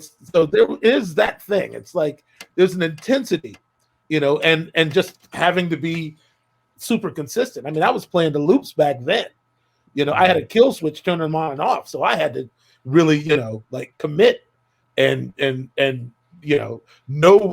sometimes I would just sit with these loops that were imperfect and figure out like where they were slowing down, where they were speeding up. And, and I will reveal a secret that what kind of helped to smooth the transients was I had D-drum triggers on the kick and snare. So sometimes I'd be playing and there'd be like a clap sample going also. So it made it easier for me to integrate into the electronic environment. There was less exposure somehow. But some of the time it was like a loop of Clyde inside another loop, and then a drum machine on top of that, and I'm trying to negotiate. So it was about the cohesion more than it was about even showing out. I just had to play tight. Sure did. You sure did. I tell you, who killed me with that? It's Dennis on the end of the is it the in the pocket video? Or is it Serious Moves? It's the one where it's like a boss drum machine and you just turning it, flipping it upside, backside. Man. Credits while the credits are rolling at the end. Yeah, I was about to go get an application, deliver pizzas for a living after I saw that. What am I doing? Yeah. And it's just on the end of the roll credits, and he's just battling the drum machine. What drum machine was that, Dennis, that you used to mess with? It was a Boss Doctor in the 110. Wow. And did you have that on tour with P-Funk? Did you ever use the drum machine? Never. No, that was no click, no nothing. No, George. George always believed if you can't pull it off live, it ain't going to be done. Mm-hmm. Right to this day, he's like that. That's interesting. Carlos Santana's like that too. No stems, no click, none of that. No. Well, Carlos, and same thing with Steely Dan. You would hear a click right at the top. I mean, because it just indicate, where the song is supposed to be. And then maybe 6 bars into it, they would just shut it off. And you're on your own. But with Steely Dan, I used a thing called the beat bug on the snare drum. And the second you hit it once, the second time you hit it, it tells you exactly where the beat is, according to the song. So, and then if they liked it, then you just mark it as 119 or something. The backbeat is at 119 on the song, and you just have to be there every night. Wow! So it's telling you whether you're in time. I'm sorry. It's telling you whether you're in time or not at a particular tempo? Oh, absolutely. Because with Steely Dan, those guys were nuts. I mean, they were, they were like they were asked the tempo on, let me see, Babylon Sisters. If the tempo is at 115, they said split the difference, put it at 114. What difference are you splitting at that point? Right? Yeah. The east side of Baltimore comes out of me when they do that shit. Oh, while on the subject of Steely Dan, I just want to ask you if you know for a fact that did they actually fire Peter Erskine by fax? And Harvey Mason too. I never heard that. Yeah. I heard that Harvey and them got a little thing. I don't know if that's true. I know they were ruthless with drummers. I heard though. Yeah. I actually was asked. Right. They weren't. I think they said 2 things to me the whole time I was there. They better have said only 2 things to you. Yeah. But I mean, I was expecting the worst because I knew Jeff McCarroll and Steve Jordan and all the guys. It's Gad. I mean, all the guys that did it. Studio wise. And I've heard tremendous horror stories. So when I walked into it, I thought I was going to get chewed up. But they didn't say nothing. Okay. In fact, when Donald, how I met Donald, he came into the room. We rehearsed for about a week at that point, I think, in New York. He comes into the room one day and stood at the door, and then he just scaled down the wall. I could see him going from right to left, and then he gets to the corner over here on the left side, and he scales down. And then he comes up on stage. At that point, I didn't know who he was. And he just sat down. He played like 2 tunes, maybe 3 tunes, and stopped and turned around and says, "Dennis, I'm Donald Fagen." That's how I met him. Wow. But that was the first thing he said. He just, said he was. The second time he said something, we were playing somewhere, Red Rock somewhere, and we're playing Asia. This night I decided I'm going to take a different way home on the outro of the song. Oh boy! I'm going to play the Dennis Chambers / Steve Gadd type of thing out. Mm-hmm. And wait a minute. So I played one fill somewhere in right before the end. I had something to say to the tech. I grabbed him by the jaw, pulled him close because I didn't want to yell in his ear. Mm-hmm. And I forgot the drum fill was coming up. So I played the drum fill with the right hand, with the bass drum thing going. And when I let him go, I could see in the corner over there, somebody's jumping up and down. And I didn't pay too much attention. So I'm still playing. And I look back over, it was Donald. He's jumping up and down like crazy. And here's a guy he's like motionless. I mean, nothing bothers him, you know. But that, you know, that he's going up and, you know, jumping. So I thought that was weird. And he comes on, as soon as he put his shades on, and he becomes like dry and drawn. You know, he just walks on stage and sits down behind the play. And Wow. things like this, you know. And later that night, when we got around to doing Asia, like I said, we did an intermission because we had 2 shows set up, you know, that we rehearsed for. And then in that little time, you know, in the intermission, I was summoned to his dressing room. And I go in there. Now, he's got a piano in the room, and he loves Thelonious Monk. He's a serious fan of Thelonious. And that explains the chords, the dark thing of Steely Dan. So I'm making noises just to let him know I'm in the room, just in case if he didn't know. And I just stopped him. I was like, Donald, I heard you wanted to talk to me. I said, yeah, hold on a second. He plays. He closed the piano lid and says, man, that was a great solo you played on Asia. I'm like, yeah, thanks. Don't ever do that again. Don't ever do that again. And I'm like, well, I thought you liked it. He says, man, I loved it. And you can hear him on the tapes that I have. You can hear him screaming like, yeah, yeah. And he's trying to take the stab that he can't play. It's like, because I'm playing all around it, just did it, put a little gad here, there, just go. Yeah. Wow. That was the only 2 things they said. Just don't do that again. And hi, I'm Donald Fagen. And the whole tour, I'm thinking, sooner or later I'm gonna have my head handed to me. But no. Wow. But that's Peter, Peter. Well, first of all, I have to explain this. I was the first musician to be hired for the tour, and for a whole year I put it off, And then I was out with John McLaughlin. I was out with John McLaughlin, and I said to those guys, I mean, it's just not going to happen, But they kept faxing me,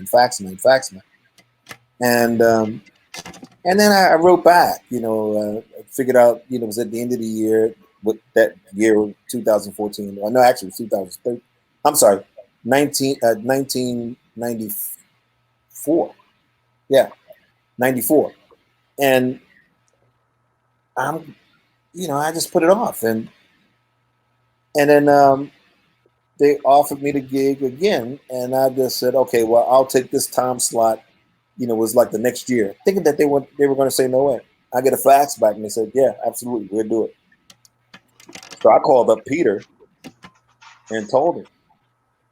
Now, I was told that he found out in Japan. He officially found out in Japan, but I told him, what was going to happen. Wow. It was crazy how they did it, but yeah, that was weird. Yeah. So again, I'm on tour thinking that the same thing probably was going to happen to me sooner or later. Sure. As soon as they saw Little John or any one of you culprits. I actually did get a call to like they were talking about having me come in to record, and I was thinking to myself, wow, that would mean I get to stand shoulder to shoulder with with everybody who ever influenced my playing. I mean, it was a crazy notion. They had the same manager as Boz Scaggs at the time. Yep. This must have been like 98 or so. Yeah. And I was with Chaka Khan at the time. And I remember thinking to myself, I mean, I was never a complete fan of Steely, if I was going to be honest. Like I kind of pick and choose. I mean, I guess the person who really turned me on to Steely Dan, like in a different way, was Chaka. I was like, after her gigs, the band usually hangs out in her suite and just kind of playing records and just doing whatever.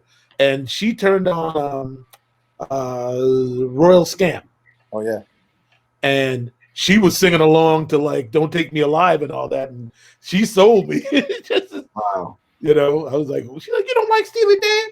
And she put the record on and just, well, yeah, if you're gonna sing, Chaka, yeah.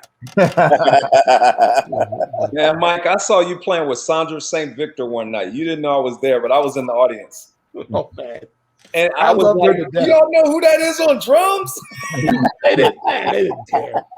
It's all right. I was, that was just, somebody, I think it was Prince's publicist at the time, introduced me to Sandra, and I was a big fan of Family Stand and all that.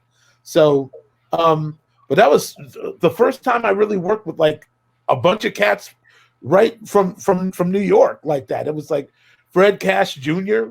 was on bass, and some dude they just called Keys. Yeah, Keys. Keys played in Erykah Badu's band. Okay. Yeah, I didn't know none of those cats. I was, I really felt out of place on that gig. But they were all really. I saw you at the Key Club in LA. Okay.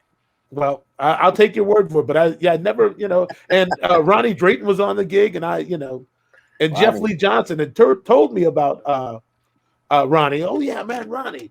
And by the way, Lil John, he had high praise about you when you guys were playing with George Nuke, was it?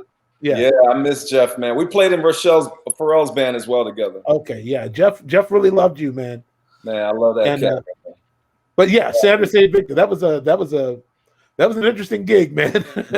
And I met Gordon Campbell because he was playing with Eric Benet on the. They were both. It was a double bill every night. Yep. I'll never forget that night. Shout out to Gordon Campbell. Dennis, so I have a question. I've heard like stories about Steely Dan's recording process when it comes to drummers. Is there any truth to any of that, or is that how do they pick and choose what drummers they use these tactics with? Like I've heard about them like ISO recording each particular instrument on of the drum kit. I have from that super monotonous, or mixing up some of the records, like mixing up the drums from different takes from one song, taking a hi-hat pattern from one drummer on a take. Because we're both different. Yeah, they were nuts. I shouldn't say nuts. They were just hearing different things. Like I don't know if you know, but Walk Between the Raindrops, which is not a Steely Dan song, I think it's a Donald Fagen song. But on that track, where you hear it's like one drummer, it's like 4 drummers on that thing. Yeah. Really? I thought it was just Steve Jordan playing amazingly. No, it was Steve Jordan's rod cymbal, Bernard Purdy's bass drum. They just mixed it. Because like a Night Fly. Yeah. I think the last track on the record, I think. Yeah, Roger Nichols, the engineer, he was the guy that actually invented the drum machine.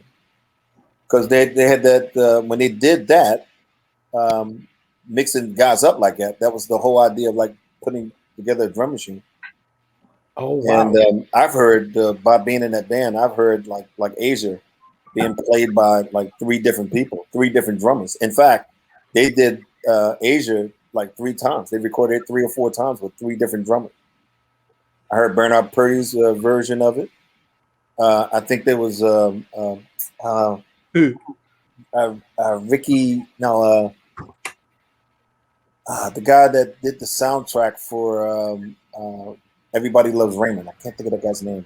Oh, Rick Marotta. Rick Marotta. I love him. Yeah. He's Rick Marotta version of it, and then there was if I'm not mistaken, I think there was a Steve Jordan version, but I'm not sure of that. Okay. But I heard 3 different versions of it. Bernard Purdy has a lot to say about that. Huh? Bernard Purdy has a lot to say about that recording process. Yeah. Well, Bernard's got a lot to say about everything. So. I suppose. Yeah. I got to hear the Bernard Purdy Asia recording. Yeah, it was great. It was just as great as Gad's. All those versions were great. Really? Wow. Yeah, they were great. But Gad's version, it was just more laid back, And if you listen closely, when they go Asia, don't my dime, this is up there. I'll run to you. You hear Splice. And then Roger was playing me all the splices in it. Oh wow! So it was put together. Wow. Because the song was really long. They played that song that was longer than what you heard. It's longer than the actual song. That's a long ass song. Right. Wow. But the solo Gad put on it, at the end, that made it for me. I'll never forget. I mean, I could set my watch in the morning when that song, it came on every freaking morning, man. And I was putting my clothes on and get ready for school and all that bull crap. And then some days I would be, listening to the ride out as I had my hand on the doorknob, waiting to hear the last beat. And then it goes off and I, open the door, close it. And I run up to the bus stop and then find myself running behind the bus. See, all those memories came back when there I am playing at that piece. And I'll never forget, like maybe the first week of playing Asia, I had goosebumps. Every time I looked down, I had like these big old goosebumps. Wow. I mean, because my mind went back to that moment, like listening to that when I was a kid. Sure. Or a young man, anyway. Yeah. We all played for Goosebumps. That's for sure. Yes. Yeah. P-Funk was Goosebumps and then a serious learning lesson of all kind of crazy rude stuff. I mean, man, you was around a lot of characters, D. Yeah. I was gonna ask.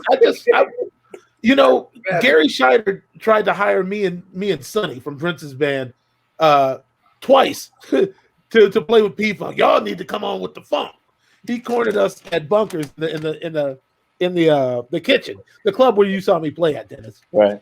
Yeah. Gary came through. He flipped off the whole band and then got up and sang on I can't remember what song it was. It might have been Heaven Must Be Like This. He sounded just like Sugarfoot singing. Yeah. And hey man, y'all need to come on with the funk now.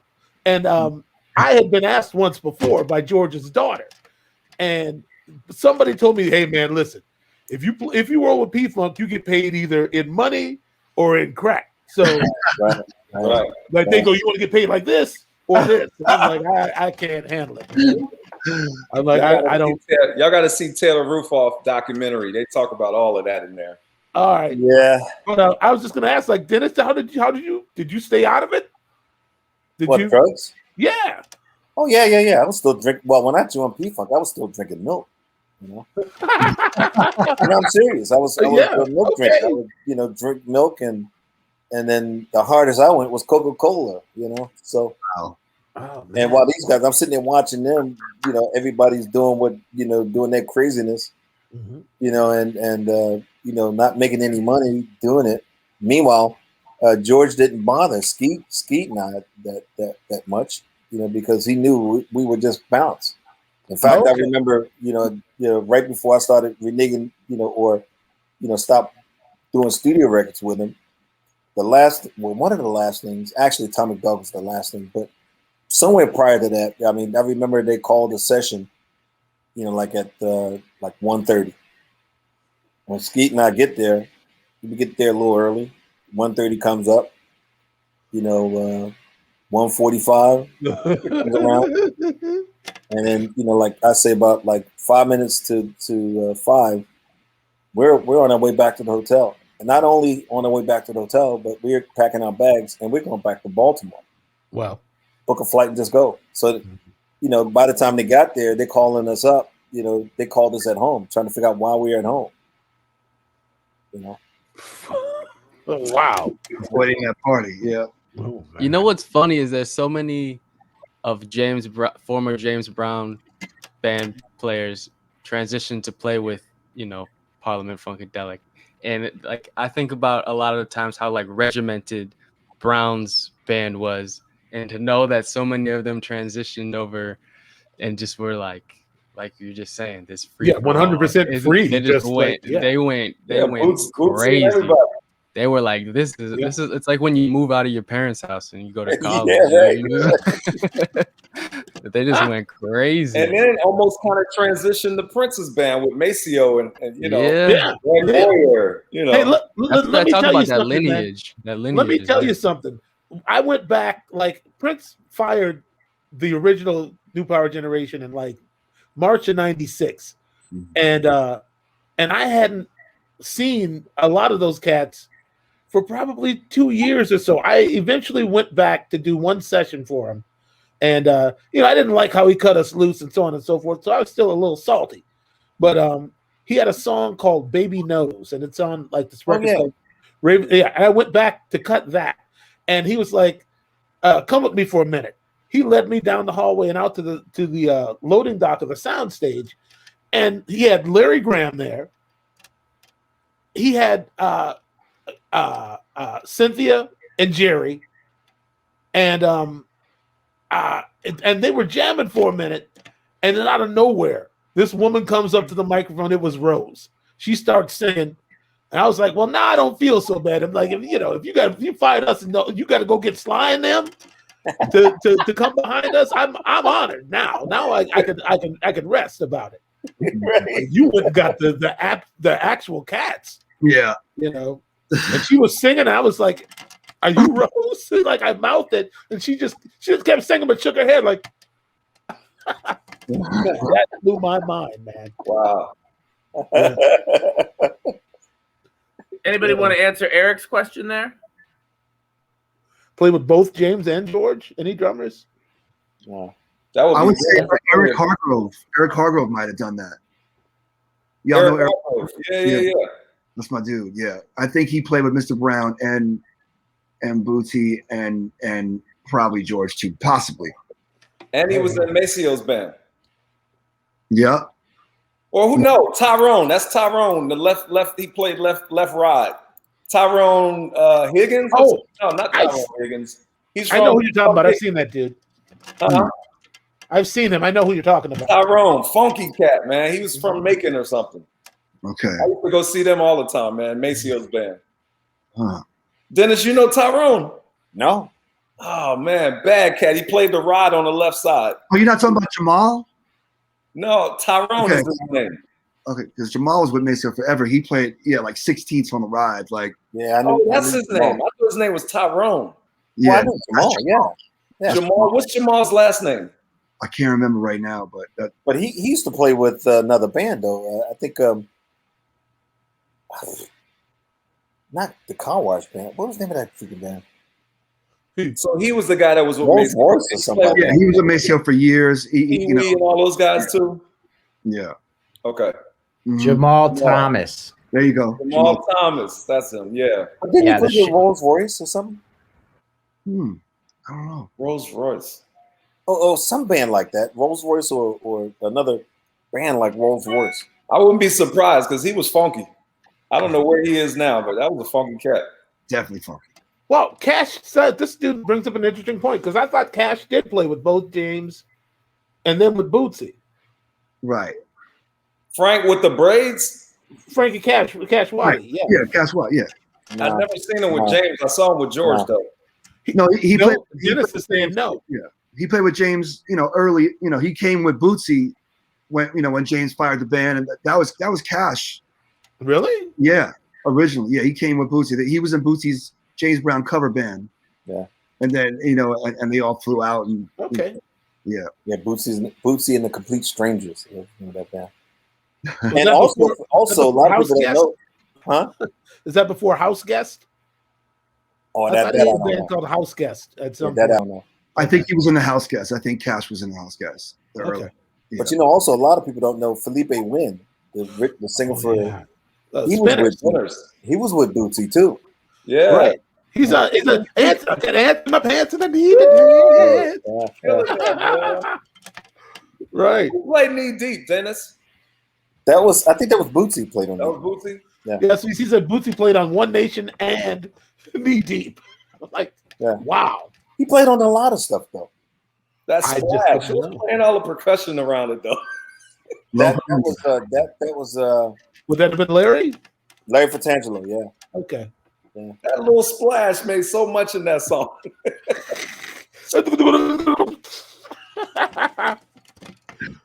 Wow.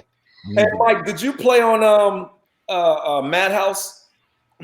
I played on like a kind of a Madhouse record, Madhouse 24, but I didn't play on those two other ones. That was Prince playing drums on the first one, on like Madhouse 6, I think, or Madhouse 8 rather. 16, Sheila played drums on quite a bit. Okay. And then we had done this just another record. You can find it. It was never released, but it's like a Madhouse 24, and that all was instrumentals. Yeah, all instrument. I think there was actually a cover version of "Got to Give It Up," Marvin Gaye. Yeah, okay. On that record. But I mean, unless you're a diehard, I don't think you have it in your collection. Dig it. On the tangential from that question, I think we'd be remiss if you didn't talk about at least at some point while we're on the subject of Clyde. Did you talk about Sexy MF earlier? Because so many people ask if that's a Clyde sample. We discussed it here. Okay. Yeah. I said it's definitely the whole song was a JB. What do you call it?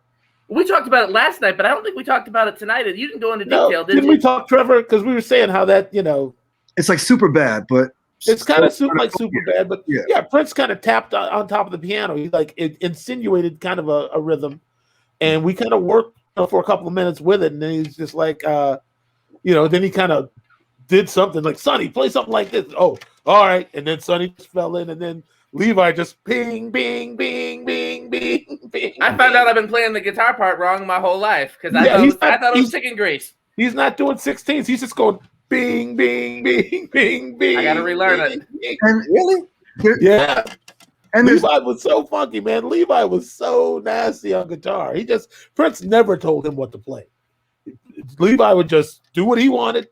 As a matter of fact, I think even Miko, when he was in the band, Prince there was never no discussion about like what was supposed to be played on guitar. I guess that's why they were there, because Prince didn't want to. He wanted to be inspired, and he wanted them to inspire him. So they didn't have any rules. That's like, Levi and Miko. They just as long as you're funky, Prince ain't gonna say that. He'll just make that face like, oh, all right. That's a lot of respect considering how bad Prince was on guitar, man. Yeah, but those dudes were just the right cats. I mean, I don't, I mean, you have certain cats around you, so you don't have to worry. Yeah. And I feel like Levi moved to guitar, and Sonny came in on bass. So, and Levi had been the musical director pretty much through the Sign of the Times and all that.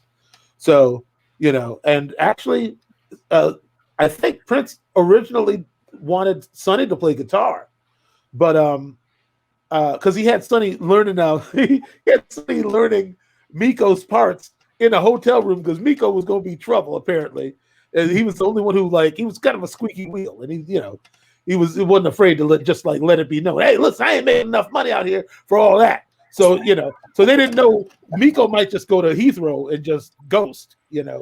So Sonny was playing in the Mavis Staples backup band on the new tour, playing guitar, and they sent a pig nose amp and a ghetto blaster and a cassette. Hey, have Sonny start learning the show right now. So wow. I think in his mind, Prince was probably thinking Sonny would be in the band on guitar. But when it came time to choose, Sonny had a feeling that Levi really wanted to play guitar. So he's like, I'll play bass. And that's just how we rolled. It was just a split-second decision. And man, I didn't know Levi could play guitar like that. It just sounded like an old man on the front porch, just George and Benson. he had all. I mean, and the vocabulary. All he had Chank. He had what they call the other dude? It was Chank and Country. He had both sides. So whichever way Prince went, Levi would go the other way. So Prince go high, Levi played low down. I mean, it was yeah. But if you've never heard Sonny Thompson play guitar, though, because I don't know how many people have actually heard Sonny Thompson play guitar. Well, yeah, that's a bit more difficult to actually pin down. I mean, but Sonny Thompson's a bad man. Hey, he's one of the baddest, around here. I mean, Prince. We were talking about how in guitar world, Prince just kept saying, "Well, Sonny was really a strong influence on me." Just a brother from the hood who just had, more talent than everybody else somehow, And Prince used to tell me, "Man, we go over to Sonny's house and look down the basement window to see if he was home, and he'd wave us in. He'd be down there on a mattress with no box spring, with a pig nose amp, a wah-wah pedal, and he'd be smoking Benson and Hedges. Just he's like 16 in his mom's basement, just funking all day, and they just go, and watch him. Andre and me, we'd watch Sonny for hours, and that was better than television back then. So he said there wasn't nothing else to do after Sonny decided that, okay, y'all get out of here. He said, we just go swat mosquitoes for the rest of the night. Man, that sounds so much like Spanky Alford when he was alive, man. I bet, man. And we go to his hotel room. He had a tank top on, and he had his guitar in his hand the whole time. Right. He never took his guitar off. Like, he would just have it in his hand. He'd start playing, and he'd talk to us for a little while. He'd go back to playing again.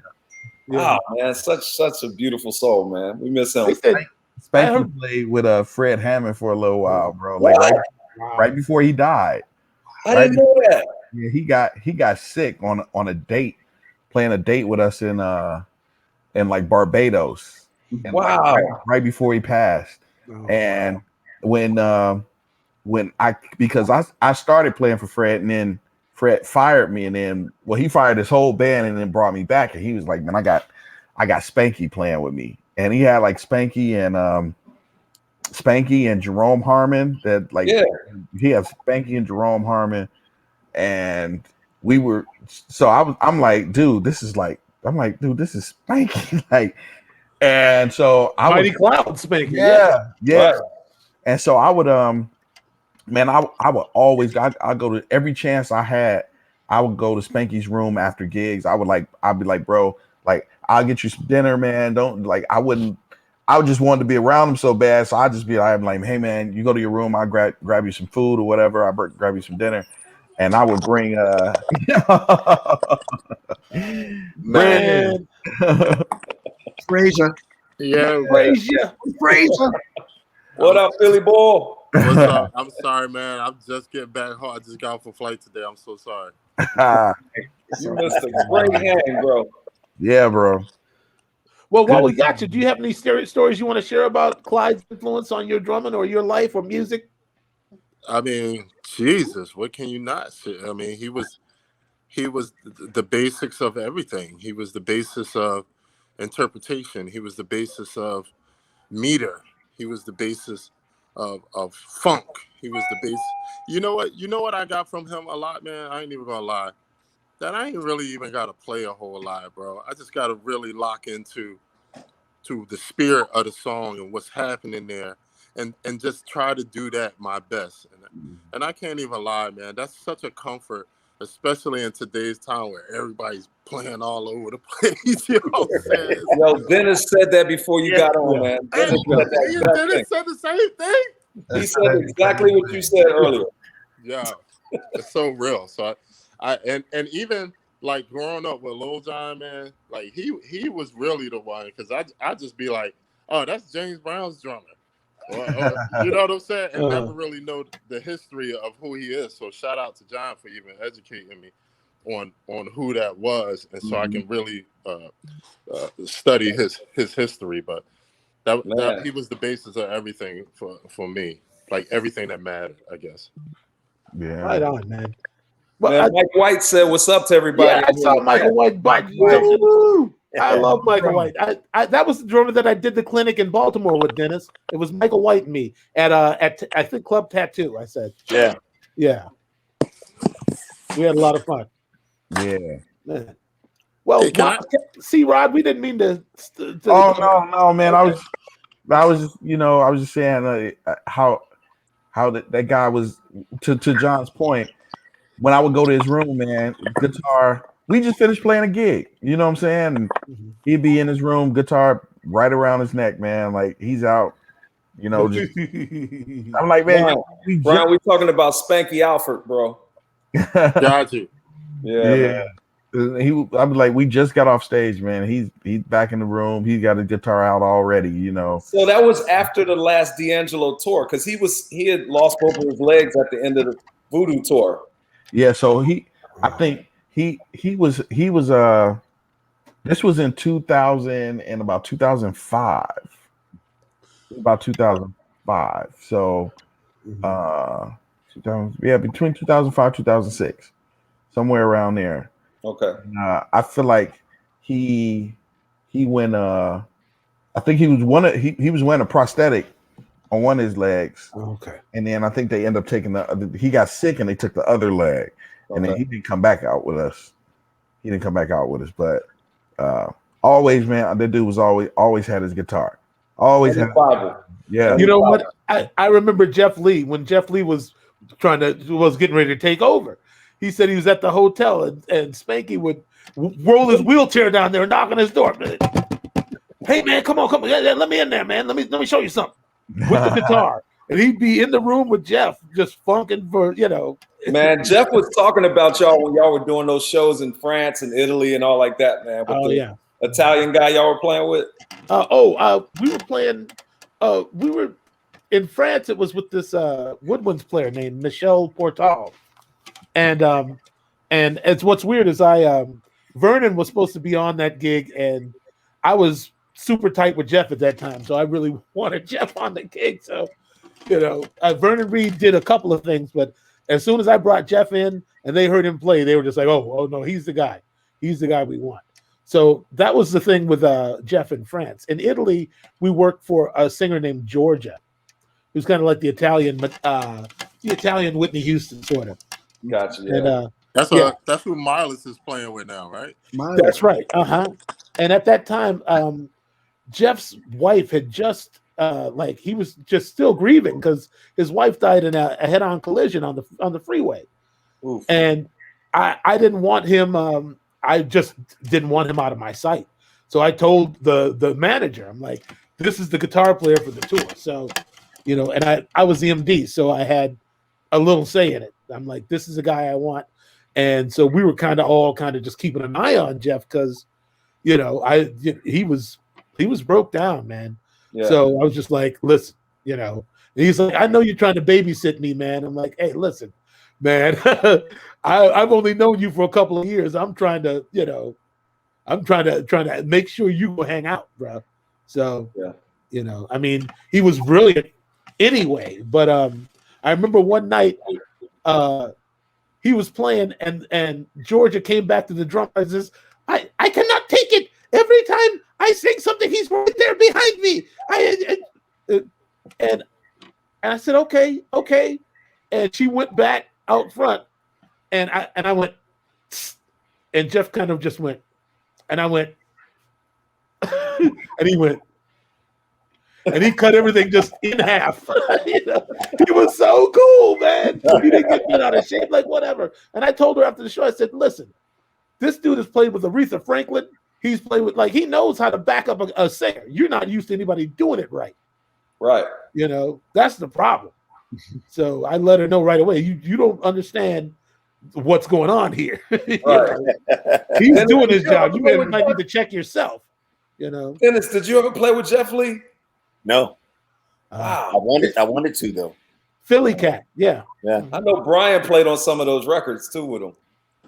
Yes, sir. I remember we did a gig and he said, hey man, I want to do something different on this gig. I was like, of course, because you're different.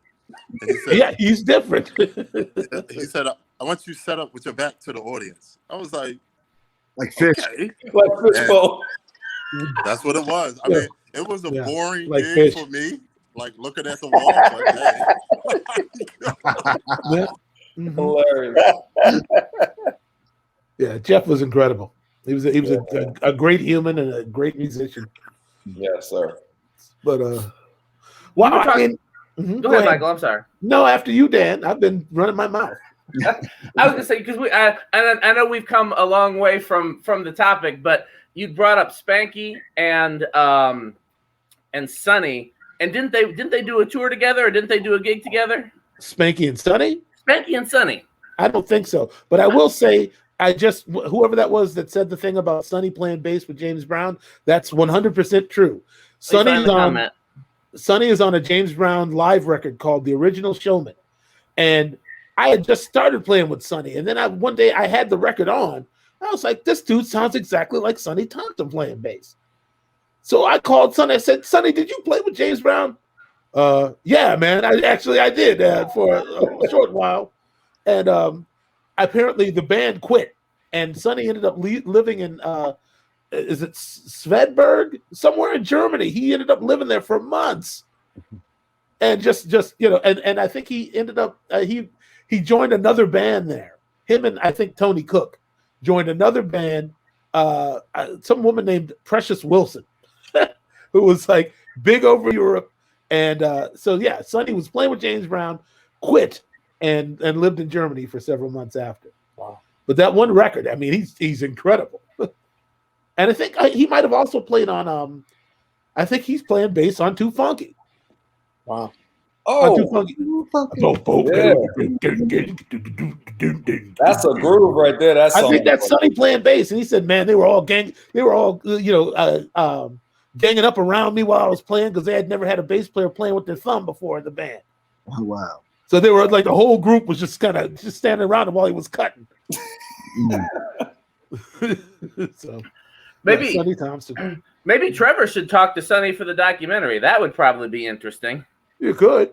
I mean, he may say yes. Sonny don't like to talk to too many folks, but I'll ask him. You know, he's north side to his heart. He's just kind of gangster. Like he doesn't have much. He lets the instrument do the talking. You want to know who I am?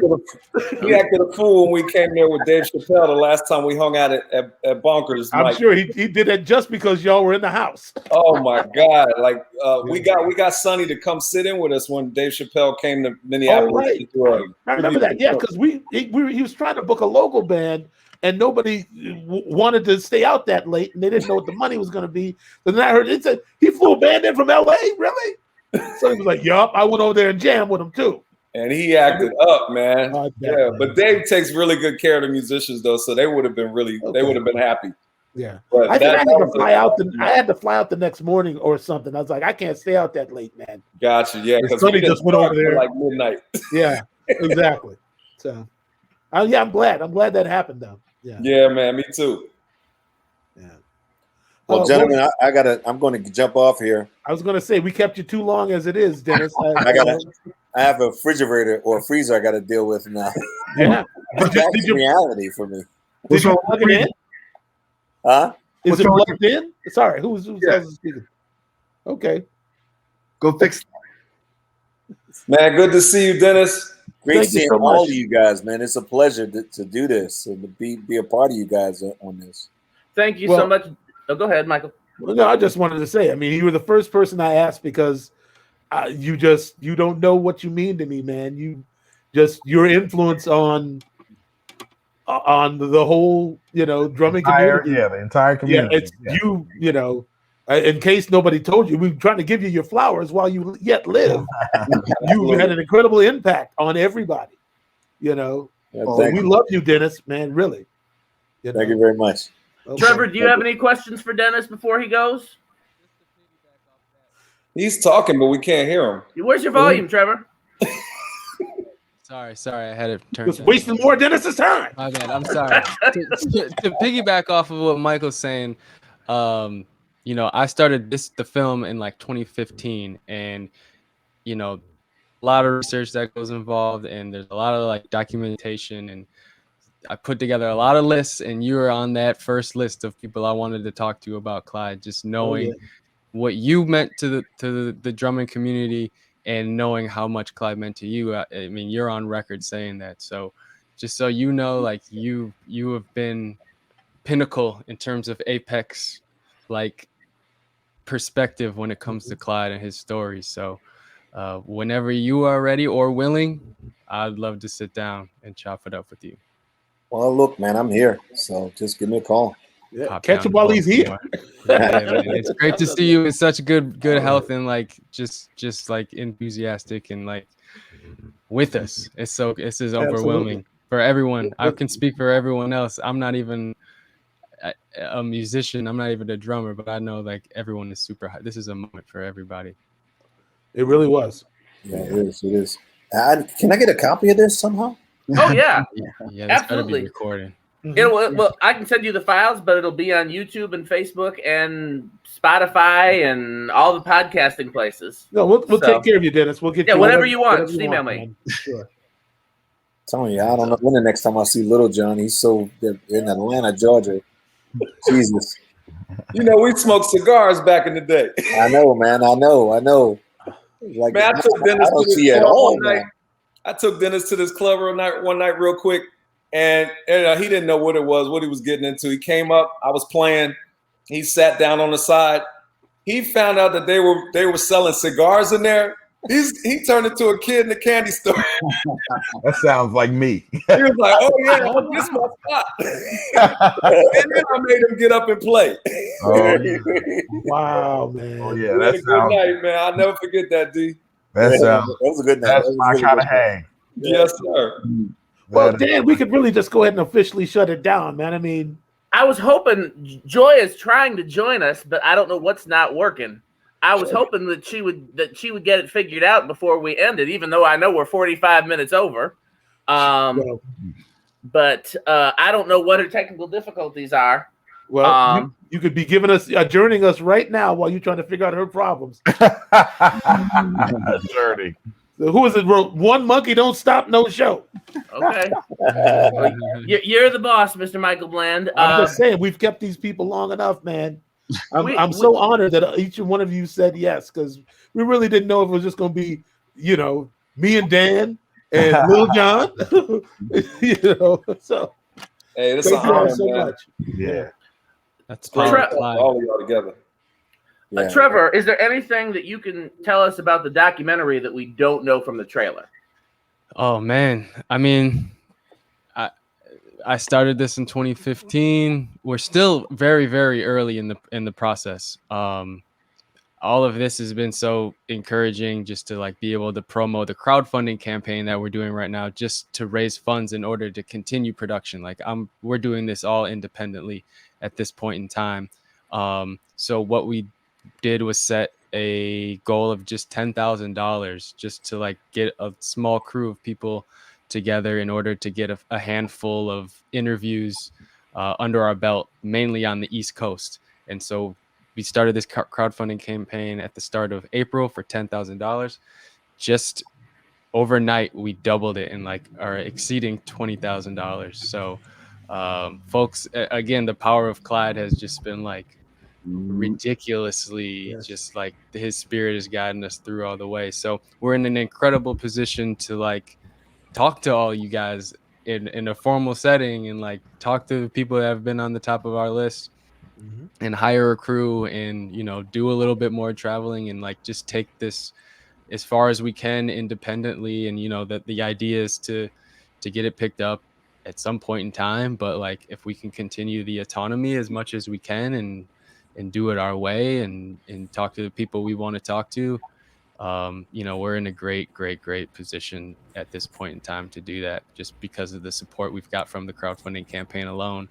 And this panel of musicians is a testament to all of that. You know what I mean? I know Dan and Michael, you're talking about you overshot in terms of asking people. Just about everybody we asked said yes. But if I would have told you, I'd have been don't overdo it, because everyone's going to want to join and everyone's going to want to talk about Clyde, because that's the experience I've gotten, man. Dan would rather have the problem of how do we fit all these people in. Yes. But listen, it evolved into something so special, and it makes me so happy just to see this, just to hear all of your perception, your perspective and insight on what Clyde meant. And again, it's affirmation for me to know that I'm doing something that's meaningful as much as and as close as I was, and how close as this project is for me. Just knowing how much it means to just other people, just the idea of doing telling Clyde's story at the level that we're trying to tell it, and how much it means to folks is okay, cool. And it's motivation for me to make sure I'm gonna do it right. And there's some pressure, but now it's okay, this is what I need to do, and I need to bring it, and I'm confident, and I'm encouraged, and I'm optimistic, and yeah. We got your back, Trevor. All of us got your back, bro. I think we have. I'm sorry, I keep trying to talk over, but I think we have audio from Joy. Joy, are you here? Hey, how you guys doing? Can you guys hear me? What's up, Joy? Hey, how you guys doing? This is my first time on here. I apologize, but big love to Dan, Michael Bland, Trevor Littlejohn, Calvin Rogers, Adam, D. Dennis Chambers, and Jack. It's just good to see you all and just be among all of this. You guys are legends for sure. Do you have a Clyde Stubblefield story or influence that you want to give us real quick? And if anybody needs to go, by the way, you can. I mean, I know we're over, so if you need to go, go. But I don't. What you laughing at, Calvin? If you need to go, go. I'm not going to hear Michael's mouth about keeping us, but I don't want to miss Joy. I haven't talked to Joy in a long time, and I want to get her on here. Man, so good to talk to you. And see, I never got a chance to meet Clyde, but as for drumming, he's one of my biggest influences. Like, you can't really play like a backbeat or anything funky without attributing your influence to Clyde. So like that is like, oh my gosh. I mean, we use the word goat very lightly, but he is like the Billy Goat, if you will. So for real, but just the influence just transcends genres, it transcends generations and all, and it transcends music in general. And I just grateful for that brother's influence. So 100%. I know everybody here, but including Joy, who I didn't think heard this before, Trevor is going to want to reach out to you to interview you for the Clyde documentary. So make sure that I have whatever information I should pass on to him. I also would be remiss. Well, first of all, I want to make sure everybody knows who Joy is because you can't see her picture. She's been on tour with Beyonce for how long now, Joy? Since 2014.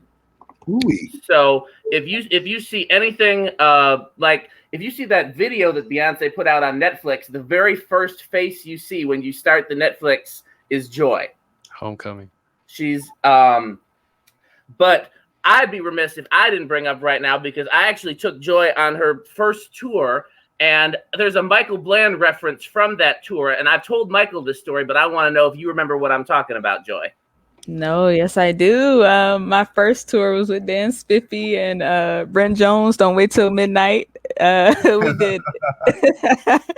We toured Italy. It was maybe like 10 or 11 places in Italy. But man, I just remember just playing the parts, and he kept being like, "Man, Michael Bland is one of my closest friends, biggest influences." And I don't remember the specific story, but Michael Bland, you were on that tour with us too. Just know. So the way that I remember it, hearing my name, I'm sure. The way that I remember it, well, she did. That's the story. Because, and I wish I could remember how she said it, because she said it much more respectfully than I'm about to say it. But everything that I wanted her to do, I used Michael as the example. And at one point, she said in a much nicer way, she said, "When are you going to shut the fuck up about Michael Bland?" Yeah. And that's what I want to know. I love it, Joy. I love it. But let me tell you something. Like you said, a much nicer way, because I don't even curse. You didn't, but that's the message. I read between the lines and I knew what you were saying. That's what you're saying, but you said it super respectfully. But it worked though, because you absolutely crushed that tour. And 99% of the credit goes to you, but we'll give 1% to Michael then, since he deserves it all for real. Like the reference made great sense, and I'm glad I was able to figure it out and reel it in and make it work. Well, I'm glad that my nominal contribution made a difference in your life somehow, Joy. Really, I'm just who I am. I just do what I do, and I'm sorry that Dan put you through the ringer like that on my name. But it worked. I'm glad something good came up. It worked. So, Joy, do you have any questions for any of these guys? Great. Yeah, absolutely. Do you have any questions for these guys while you're here, Joy, before Dennis goes and moves his fridge? Or, I don't know if you ever heard Michael tell Prince stories. Man, no, and legit, Sir Bland was literally just listening to you 2 days ago, was listening to some Prince stuff and just listening to the feels and such. So we were listening to Diamonds and Pearls. Oh, boy. And literally my homie Greg Paul and I, we were listening. We were like, our naivety, we were like, man, we think Prince played on this. We think he played drums on it. And we were like, no, I don't think Prince played feels quite like this. So we looked it up, and literally it was Michael Bland, and we were like, whoa, like the tone of your drums, like the space that you filled up without overplaying, but giving the presence was literally amazing. So to see you on here and just to listen to you 2 days ago is crazy. Tell that story again, Michael. I know you've told it on our show before, but what story? About recording Diamonds and Pros. You told it on Calvin's episode. Calvin remembers. What is there to tell? Look, Calvin, what do you remember? Because I don't remember what I said. Are we talking about the field, the infamous field? Yeah. Second tape. Second tape. Yeah, you remember he's saying, well, you talked about how you guys were done with the session. You guys were like working, y'all were working on one track before then, and then you guys were done, and then Prince comes in and is like, hey man, I was working on something else, but I think I want to track this, and then you had to play it, and like you played it in 2 takes, and and that was just pretty much it. Tell the story, Michael. And yeah, I mean that's basically what happened. Yeah, we Prince caught us. We were leaving the building. Hey, wait a minute! I was working on something, and could you guys stay for a few minutes? And we had some time to kill. We were just headed downtown for a gig, and so we just sat there with him for a minute and worked out the arrangement. And then he was like, "Can we record this before you guys leave?" So we moved into the studio, and it was literally the difference between the first take and the second take is just like one beat taken out of like right before the third verse. Like he just like make that a bar of 3/4 instead. I said, oh, okay. And then before they hit record, he said, oh, and that one hole in the bridge, put something in there this time. Yeah, did he tell you? He says like make it memorable or something like that. Do something that people will remember. And I was like, that sounds like a movie script. Do something iconic. The whole take, and I was sweating. I was like, what am I gonna do? Yeah, you definitely did that. Oh man. No, it was perfect. We studied it for real. It was crazy. And earlier in the episode, he gave the credit to that fill to Joel Smith. Yeah, this episode I said, yeah, that's very Joel inspired, like with the black like that sort of thing. Ooh. Yeah. Oh my goodness. Yeah, that's crazy. Well, God bless you, Joe. I had no idea you felt so strongly about all of that. Man, no, I do, and it's very serendipitous. Literally 2 days ago, I was just listening with the homie who plays drums, and to see you on here and hear you tell the story is crazy. But yeah, big love and respect, and just so much love for you. Well, you too. Also, you know my brother James McGregor, otherwise known as Magoo. Magoo? Oh yeah, go. Magoo is my boy, man. Magoo is it. Like Magoo is the savior for real. Yeah, he teched for me for several years when I was with Prince. So. Man, Magoo was my tech on R. Kelly. Oh, right on, man. Yeah, man. All he talked about was Michael Bland and Sonny and Mother's Finest and the club that you guys at Bunkers, yeah. Bunkers. It's like that's all he talked about, man. Wow. Yeah, remember we were talking about that. We were talking about that when we were talking about the MJ gig when you were gonna go and do MJ at one point. Oh yeah. He came in there and it's like, man, I think Mike's going out with MJ. I'm like, whoa, man. Yeah, Magoo. It was a passing fancy. Yeah. I think they found Sugarfoot and he went right back. Yeah, Magoo is it for real. Yeah, that's the homie. Yeah, he speaks very highly. Very highly. Yeah, I love him to death, definitely. Yeah. All right, Dan, we are going on 3 hours now. I mean, okay. Can we cut these legends loose? I'm about to eat dinner. And legends loose. I wanted to give Joy a chance, and she popped in the last minute. Joy, did you have any other questions for anybody or anything you wanted to ask about or anything you wanted to talk about? You got it covered. No, I'm just blessed to be in the presence. I will let the legends get some rest. They need rest as well. Dennis has got to go fix his freezer. He's got to move the freezer. He's got to go move the freezer. That little bit of time I was talking to Dan earlier, I went and brought a new new freezer. Okay. So I just have to put it in place and plug it in. I came back and just set the box in the garage, and I came back in there and just turned the computer on. Well, they didn't turn it on its side, did they? Yeah, they did.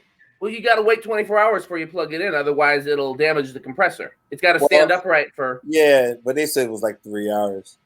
Oh, okay. Well, maybe it's different with these new ones. For some reason, I just thought there was like a broken freezer, then like ice was melting this whole time. That's what I was thinking.